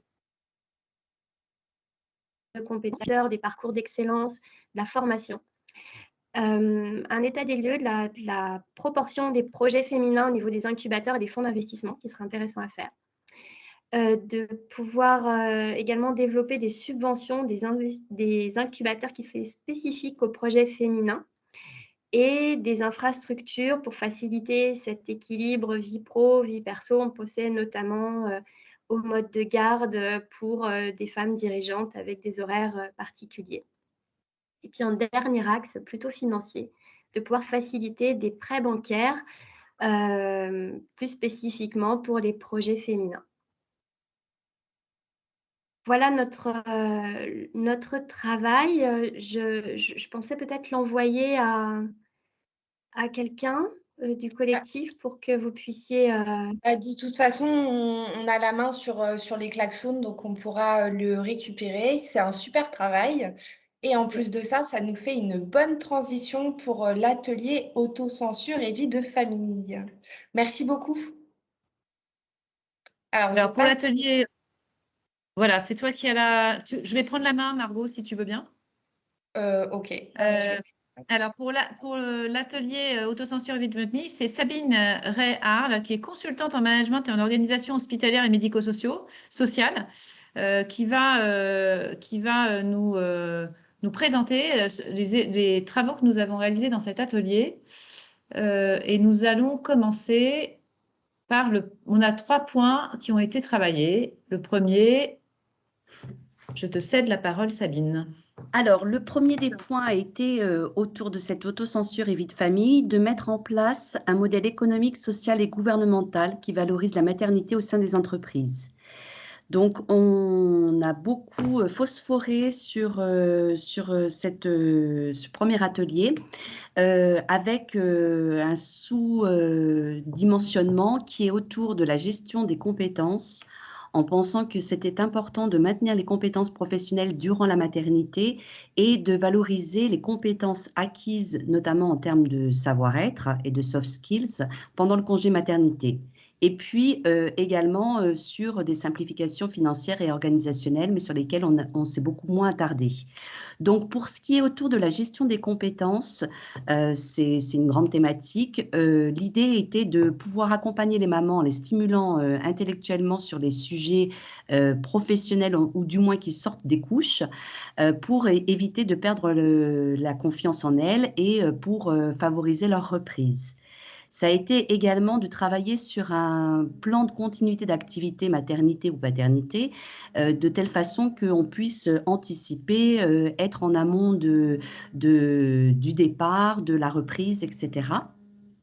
Et puis, ça a été d'identifier et valoriser les soft skills développés lors du congé maternité, puisqu'effectivement, il y a tout ce qui est organisation, notamment pour trouver les places de crèche et autres, qui sont des soft skills qui peuvent être complètement adaptables au monde professionnel. Donc, à titre d'exemple, pour l'accompagnement des mamans, c'était pouvoir proposer des MOOC diplômants sur le long terme, par exemple, ou favoriser le travail à distance de telle façon que pendant la grossesse et lors de la reprise d'activité, il puisse y avoir une déconnexion moindre de la vie professionnelle tout en garantissant le repos de la maman. Également dans cet aspect-là, pouvoir dès le recrutement intégrer tout ce qui est modalité d'organisation pour les départs en congé maternité, de telle façon qu'on puisse anticiper un tutorat, un transfert de compétences, un recrutement, et que ça se soit bien acté dans la pratique organisationnelle du travail. Et puis, pour ce qui est d'identifier et valoriser les soft skills, c'était de pouvoir proposer, par exemple, des nouveaux indicateurs de performance qui pourraient être partagés dans le cadre des évaluations professionnelles, par exemple. Donc, voilà pour cette premier aspect de l'autocensure et la vie de famille. Évidemment, j'avais dit que sur la simplification financière et organisationnelle, on avait proposé des choses, mais c'était beaucoup moins important en termes de phosphorescence. Mais à titre d'exemple, la subrogation salariale pour intégrer les IJ lors du congé pathologique, par exemple, ou de pouvoir faire une évaluation, alors pour le coup macroéconomique, de ce qu'apportent les enfants aux comptes sociaux, notamment pour tout ce qui est retraite future, et donc pouvoir avoir des instruments de lobbying pour porter cette démarche. Donc, voilà pour le premier thème. Le deuxième thème, c'était de pouvoir créer une charte d'entreprise qui favorise l'équilibre entre vie professionnelle et vie personnelle, puisque ça, c'est un sujet qui réapparaît souvent. On a beaucoup parlé de la charte de déconnexion à cet endroit. Mais là aussi, on a regroupé nos propositions en plusieurs sous-actions. C'est de pouvoir intégrer cette charte en interne, mais en la rendant obligatoire, donc avec l'idée de légiférer à ce sujet pour que ce puisse être diffusé dans toutes les structures. Alors évidemment, cette charte, il faut pouvoir la faire de façon collaborative pour qu'il y ait une appropriation, mais l'idée après, c'est de pouvoir l'intégrer de façon obligatoire dans la pratique. Pour cela, on a proposé que la charte soit validée par exemple par les instances ou qu'il y ait des sous-commissions au sein du CSSCT pour pouvoir travailler et construire cette charte en y intégrant évidemment experts et salariés de telle façon qu'il y ait une concertation collective. Pour la rendre obligatoire, on s'est proposé aussi de la signer dès l'embauche et de pouvoir évidemment la faire évoluer dans le temps, donc de pouvoir la revoir annuellement. Cette pratique, du coup, cette charte, elle doit pouvoir être après évidemment partagée avec le manager direct pour qu'elle soit réellement appliquée. Et donc, on propose par rapport à cela, au niveau d'une diffusion en interne, qu'il y ait du coup la promotion de cette charte, qu'il y ait la possibilité d'une formation pour la rendre obligatoire au même titre que les formations au risque incendie, par exemple, et pour que, évidemment, les managers s'en emparent et puissent la mettre en pratique. Est-ce que je peux te demander d'aller un petit peu plus vite, un s'il peu te plus plaît? vite. Alors, du coup, très Enfin, bien. pas plus vite, mais voilà, pardon. Voilà. Je suis censeur de la montre et je te prie de m'excuser. Gardienne du temps. Et on a tellement bossé en même temps. Donc, voilà. Oui, on a beaucoup de choses du coup qu'on a envie de dire. Juste pour aller un peu plus loin sur cette charte, et puis après je passerai au troisième thème, pardon. C'est donc qu'il y ait une notion d'exemplarité, qu'il y ait une gestion des horaires et que l'on puisse inciter les DRH à réfléchir à des organisations de travail innovantes par rapport donc à cette charte d'équilibre vie professionnelle et vie personnelle, de telle façon qu'elle soit appliquée concrètement et qu'elle soit mise en œuvre. Sur la troisième thématique, c'était donc pouvoir mettre en place un accompagnement pour développer la confiance en soi et la connaissance de soi. Donc l'idée, c'est de pouvoir justement reconnaître, évidemment avec la gestion des compétences, reconnaître ses compétences et ses outils par le biais des managers formés donc à ce qui est confiance en soi, de pouvoir également intégrer dans la QVT les objectifs des instances cet accompagnement à la formation en soi pour la rendre obligatoire.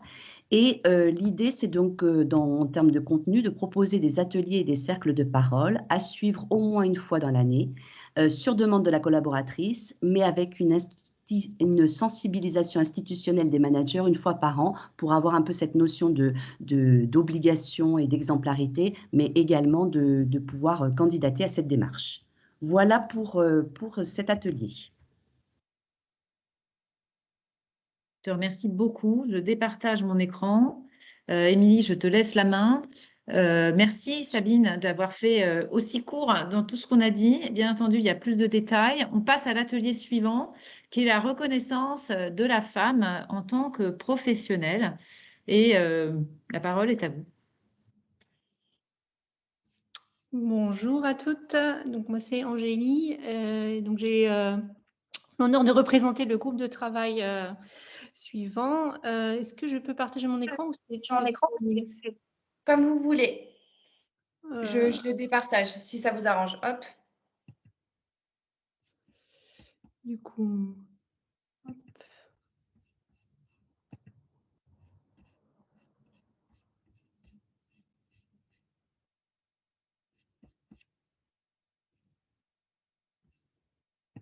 Vous êtes là?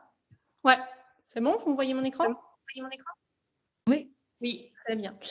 Alors, donc le premier sous-atelier ou première thématique sur laquelle on a travaillé, c'était comment augmenter la visibilité des femmes en tant qu'expertes.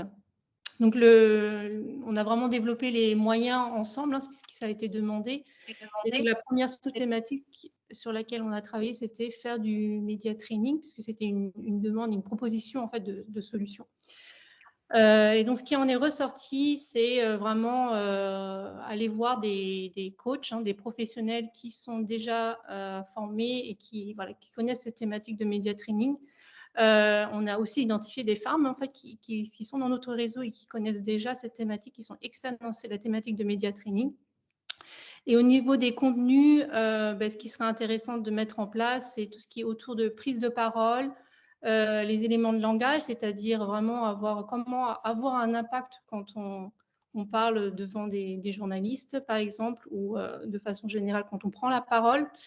On a aussi parlé de personal branding, donc vraiment comment nous, en tant que personne, on peut se mettre en avant, aussi en mettant en place des outils comme le storytelling. Un outil très intéressant qui a été mis en avant, c'était les ateliers TEDx, que je ne connaissais pas forcément personnellement, mais voilà, un point à regarder plus en détail. Et ensuite, il y avait l'autre solution qui avait été déjà proposée auparavant, qui était de mettre en place une campagne de sensibilisation. Et c'était aussi un vrai débat dans le groupe. Et ce qui en est ressorti, c'est qu'on veut être positive, on ne veut pas se positionner en tant que victime, et qu'il faut aussi mettre en avant des solutions concrètes et pas forcément que mettre en avant les problèmes. Et ensuite aussi que ce soit accessible au grand public, pas forcément l'élite dans la profession de santé. Et peut-être avoir aussi une campagne en parallèle qui ciblerait plus la relation presse, enfin les médias. Voilà. N'hésitez pas à rajouter en commentaire s'il y a quelque chose que j'ai raté. Le deuxième atelier sur lequel on a travaillé, c'était sur le mentorat.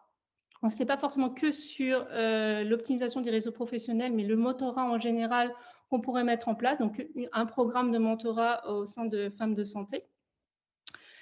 Et l'idée, en fait, c'est que déjà, pour parler du mentorat, il y aura sûrement plusieurs thématiques, plusieurs besoins dont les personnes aimeraient avoir, donc différents sujets. On en a parlé au début, par exemple, sur le premier atelier, travailler sur l'image de soi pour être une thématique, travailler sur l'optimisation des réseaux sociaux, notamment, développement de carrière. Donc, il y a plein de thématiques qui seraient très intéressantes de travailler, qu'on pourrait inclure dans le système de mentorat. Au sujet de l'accessibilité, du genre, en fait, on voudrait vraiment que ce soit un mix et que ça fonctionne, en tout cas, dans les autres programmes de mentorat.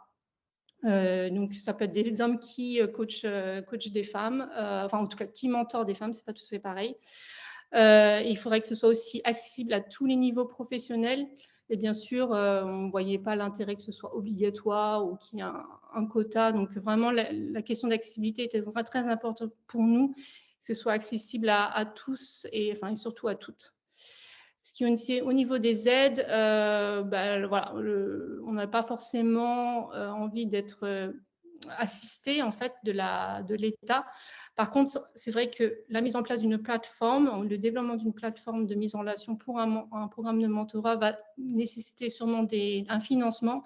Et il va falloir donc se pencher sur ça. Peut-être avoir des aides partielles, peut-être aussi faire payer un abonnement ou un ticket d'entrée des membres. Voilà. Et je passe très vite sur le dernier atelier sur lequel nous n'avons pas pu aller jusqu'au bout, mais c'était aussi très intéressant. Comment réduire les inégalités de salaire entre les hommes et les femmes. Et en fait, la solution sur laquelle on devait travailler pour développer les moyens, c'était un classement, mettre en place un classement entre entreprises dans les établissements de santé. Et ce qui en est ressorti, c'est qu'il existe déjà en effet un index qui est porté par le gouvernement, mais qui ne touche, en fait, qui ne concerne que le secteur privé, et qu'il y a quand même un grand manque au niveau du secteur public, donc pour nous le secteur hospitalier. Et voilà, et justement, on s'est rendu compte aussi que c'est plutôt opaque à ce niveau et qu'il faudrait étendre ce classement donc aux structures publiques, donc l'hôpital. Et voilà, en effet, le classement, ce ne sera pas forcément que la chose qu'il faudra mettre en place. Il y aura tous les autres aspects à regarder sur les inégalités de salaire, donc négociation du salaire, déjà en entrée quand on accède à un poste, quand on négocie aussi au cours de son développement, de sa carrière, le temps de travail, le temps partiel, et l'accession à des postes de responsabilité, donc qui a été un atelier qui a déjà été développé auparavant. Voilà. Donc merci à toutes les femmes qui ont participé à cet atelier. On a vraiment eu un échange enrichissant. Merci.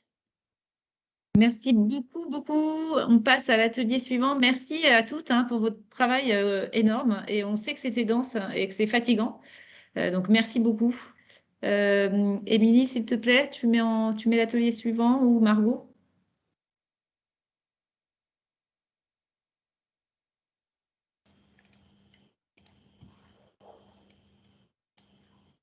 Alors, si j'ai bien compris, c'est Isabelle qui prend la parole sur cet atelier. Comment manager et être managé sans discrimination. C'est le dernier atelier sur la perception des femmes. Ou quelqu'un d'autre. Non, c'est Isabelle Uson. Isabelle?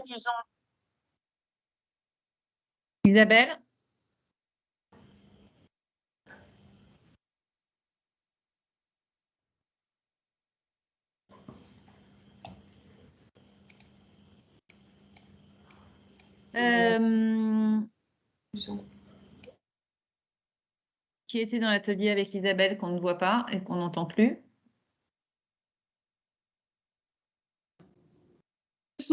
Est-ce que vous m'entendez? Oui. Ah oui, on t'entend Isabelle, heureuse de t'avoir parmi nous. Voilà. Est-ce que quelqu'un peut mettre à ma place par contre l'écran qui soit visible pour les autres? Parce que moi je vais me connecter de mon côté sur Klaxoon. Est-ce que vous voyez Isabelle? Est-ce que vous voyez les possibilités? Alors, le premier sujet, c'était comment manager et être managé sans discrimination. Alors, les différentes idées qui sont venues, c'est faire une formation égalité des genres au travail en tant que manager et manager. C'est vraiment l'idée la plus importante qui est sortie. Alors, quel va être le contenu de la formation, son format, les intervenants, en parler en transparence avec ses équipes et faire des formations sur les biais inconscients. Alors, le plus important, c'est de nommer et de définir les discriminations parce que ce n'est pas toujours bien connu, bien su, avec des pratiques de mise en situation, faire des vies ma vie pour sensibiliser, former sur le harcèlement. Je pense que ça, c'est très important d'expliquer aux femmes ce qu'est le harcèlement et aux hommes. Hein. Ils ne sont pas toujours au courant. Ça peut être des petites situations très simples ou des mises à l'écart qui ne sont pas toujours visibles. Faire des cas pratiques avec inverser les rôles, il ou elle. Et surtout faire des formations mixtes. On a beaucoup aimé l'idée de mélanger des hommes et des femmes dans ces formations. Des solutions pour agir quand on est en situation de harcèlement.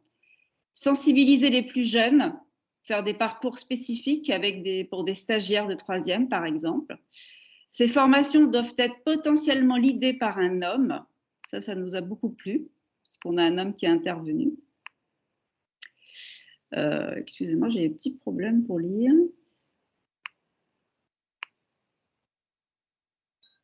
Je m'excuse, vous voyez, les médecins ne sont pas toujours très au fait de tous ces outils. Klaxoon, je l'utilise pour la première fois. Prévenir les conséquences santé, comme par exemple des conduites addictives. Prévoir des lanceurs d'alerte. Penser à évaluer les formations de sensibilisation avec des indicateurs d'impact. Interviewer, discuter, inverser les situations, encore une fois.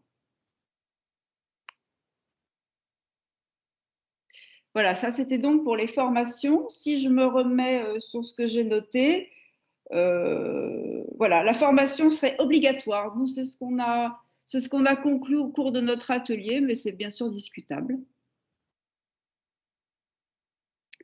Alors, deuxième atelier.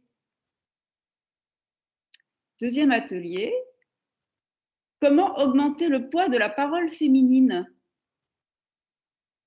Alors, en créant un label d'entreprise Femmes de Santé, sur quels critères, quel organisme certificateur, quelle période de validité, stop à la femme alibi. Rendre public le nombre de promotions accordées aux femmes et aux hommes.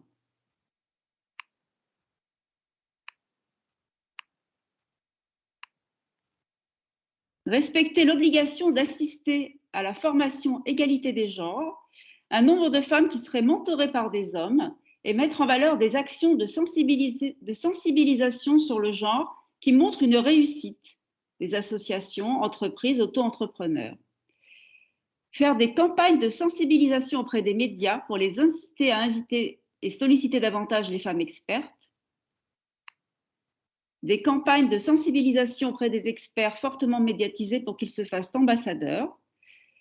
Utiliser de la data, les fameux 20% qui marquent les esprits. La reconnaissance de l'expertise des femmes doit passer par une place plus importante de celle-ci dans les nominations, reconnaissance par les pairs, bourses, prix, publications. Ne pas passer par la justification des compétences pour la campagne de sensibilisation. Se baser dans cette campagne sur des faits marquants pour que celui-ci puisse être relayé par tous. Sensibiliser les enfants, collecter des idées, mettre en place dans d'autres pays. On envisage effectivement de faire des campagnes de sensibilisation dans des écoles. À tous les niveaux de l'entreprise, faire du REX sur des femmes qui ont pu accéder à des postes pour apporter un changement de vision. Quelle est la période de validité à définir? Quel organisme certificateur à définir?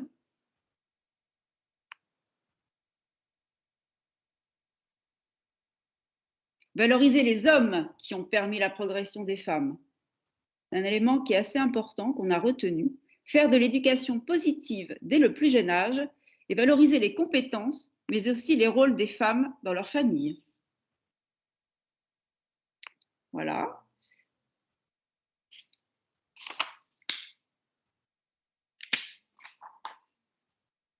Et le dernier thème était la diminution du harcèlement et de la discrimination, sur lequel on a conclu par la création d'un guide de la désobéissance féminine et peut-être faire des petits films de mise en situation. Voilà, je vous remercie et je pense qu'il y a encore beaucoup de choses à écrire et à construire.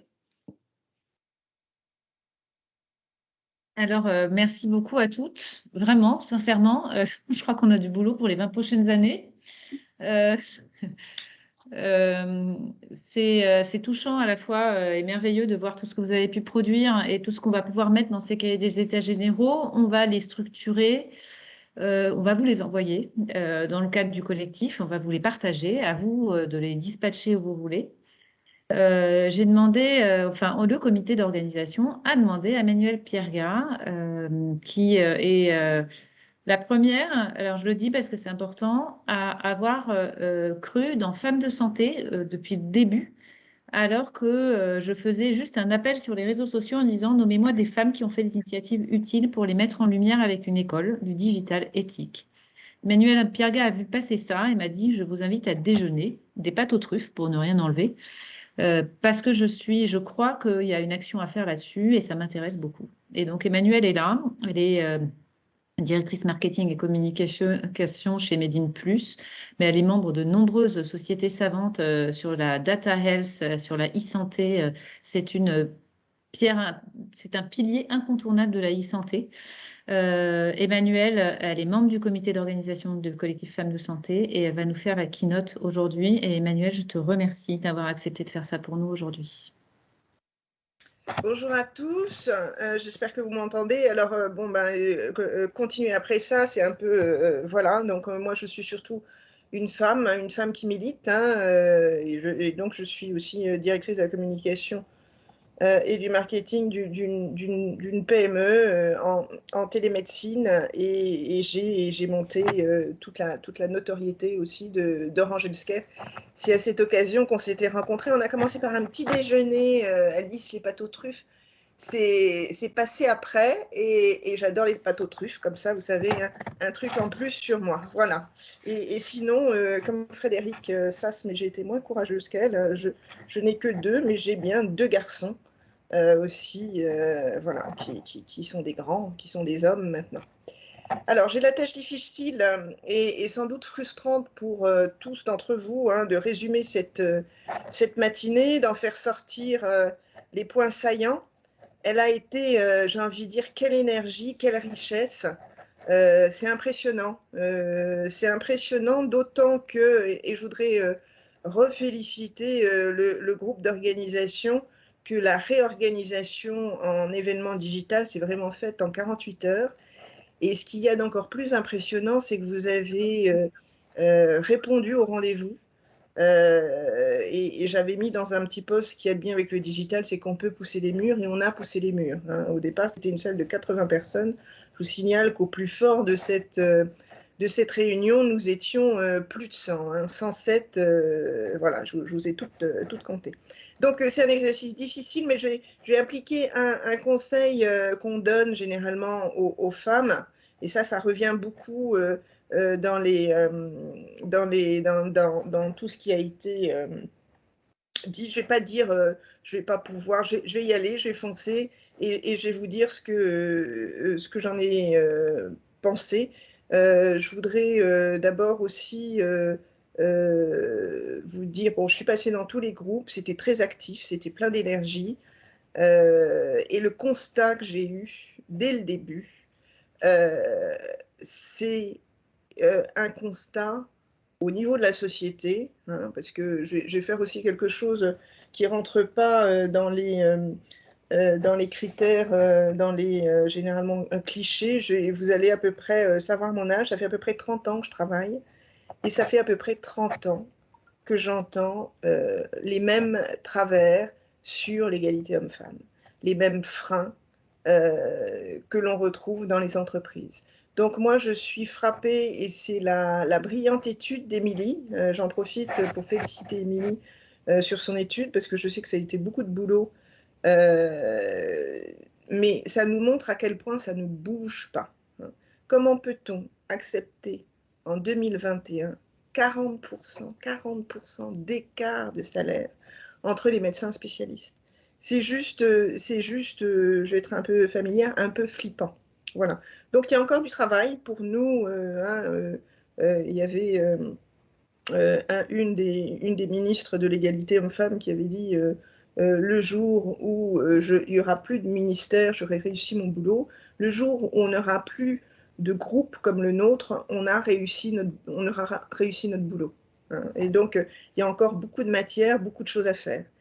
Et il y a une autre réflexion aussi, parce que du coup, j'ai re-regardé, je ne vais pas vous citer Simone de Beauvoir, je vais vous citer quelqu'un qui avait tout compris dès le départ et qui est une de mes idoles, qui est l'anthropologue Françoise Héritier. Et tout ce qu'on a fait ce matin montre complètement qu'elle avait raison. Elle a écrit ça en 2001. Elle a dit « Les deux piliers de la domination masculine sont dans le contrôle social de la fécondité des femmes et dans la division du travail entre les sexes. » Alors sur le premier, on a à peu près maîtrisé les choses, et encore, je pense qu'il faut être sur le qui-vive. Sur le deuxième, on est encore en plein dedans. Hein. Donc il faut travailler dessus, travailler sur la sphère, effectivement, de l'entreprise et travailler sur la sphère sociétale.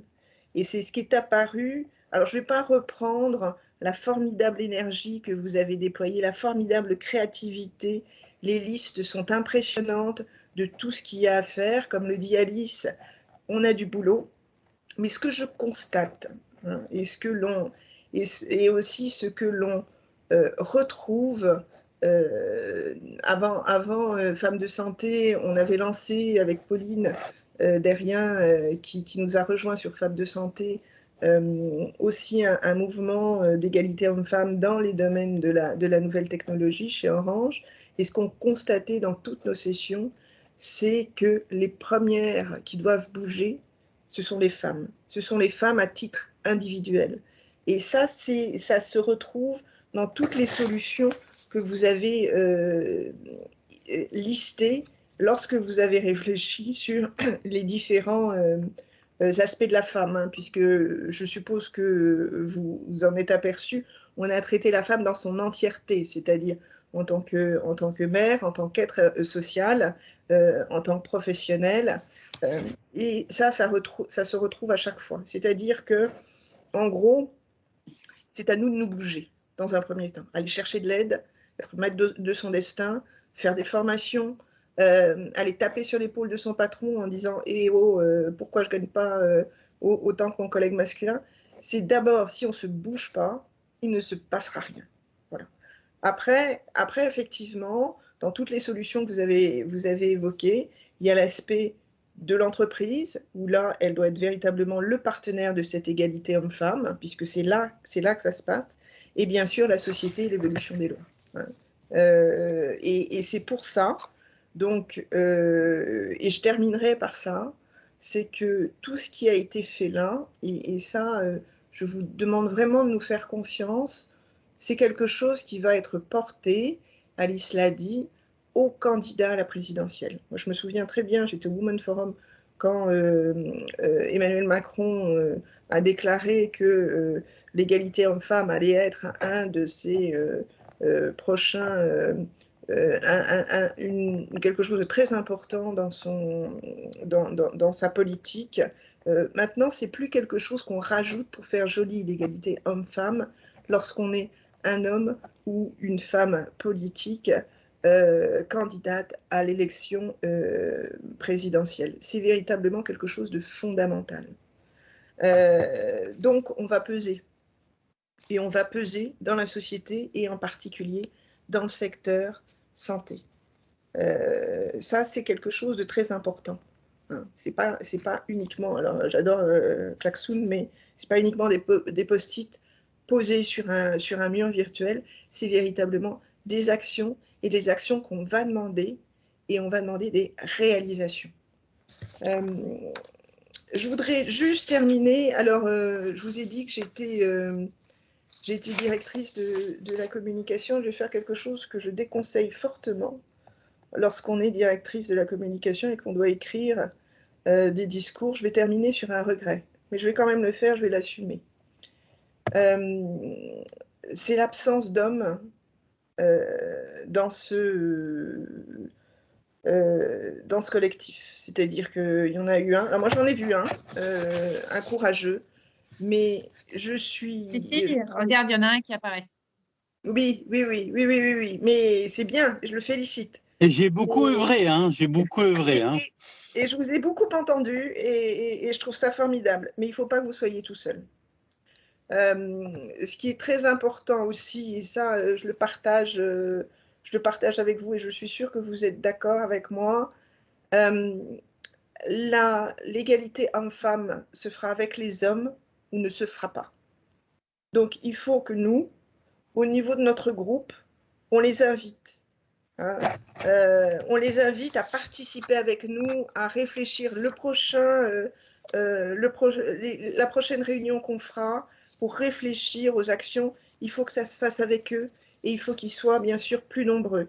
Alors, c'est fantastique quand ils sont actifs, mais il faut qu'ils soient aussi plus nombreux. Voilà, c'est ce que je voulais vous faire passer comme prochaine étape, c'est de recruter de plus en plus d'hommes dans ce collectif, parce que là, véritablement, nous aurons du résultat.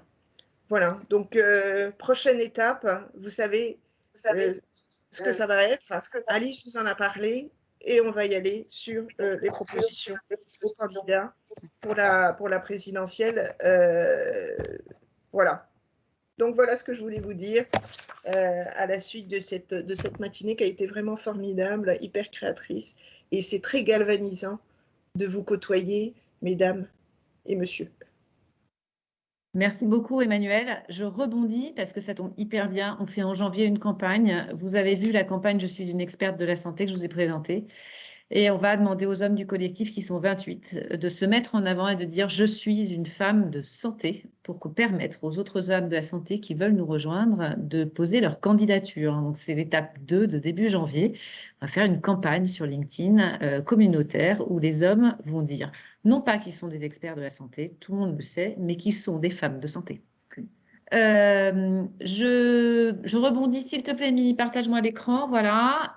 C'est le moment de vous dire au revoir. Donc, merci d'abord à vous toutes. Donc, il y a une diapo pour ça, on va la voir, mais aux intervenantes. Hein, donc, le docteur Amine, Agathe, Anissa, Tatiana, Laurence, Karine, Frédéric, Emmanuel, merci de votre collaboration. Ça ne serait pas le même événement sans vos témoignages et sans votre participation. On passe à cette suivante. Merci aussi à tous nos sponsors et à tous nos partenaires et aux sociétés, enfin aux femmes qui ont porté leur société, qui sont venues animer les ateliers. On a réussi à passer par la lucarne pour avoir les hauts patronages des ministères, donc c'est pas rien. On a la caution de l'État là-dessus.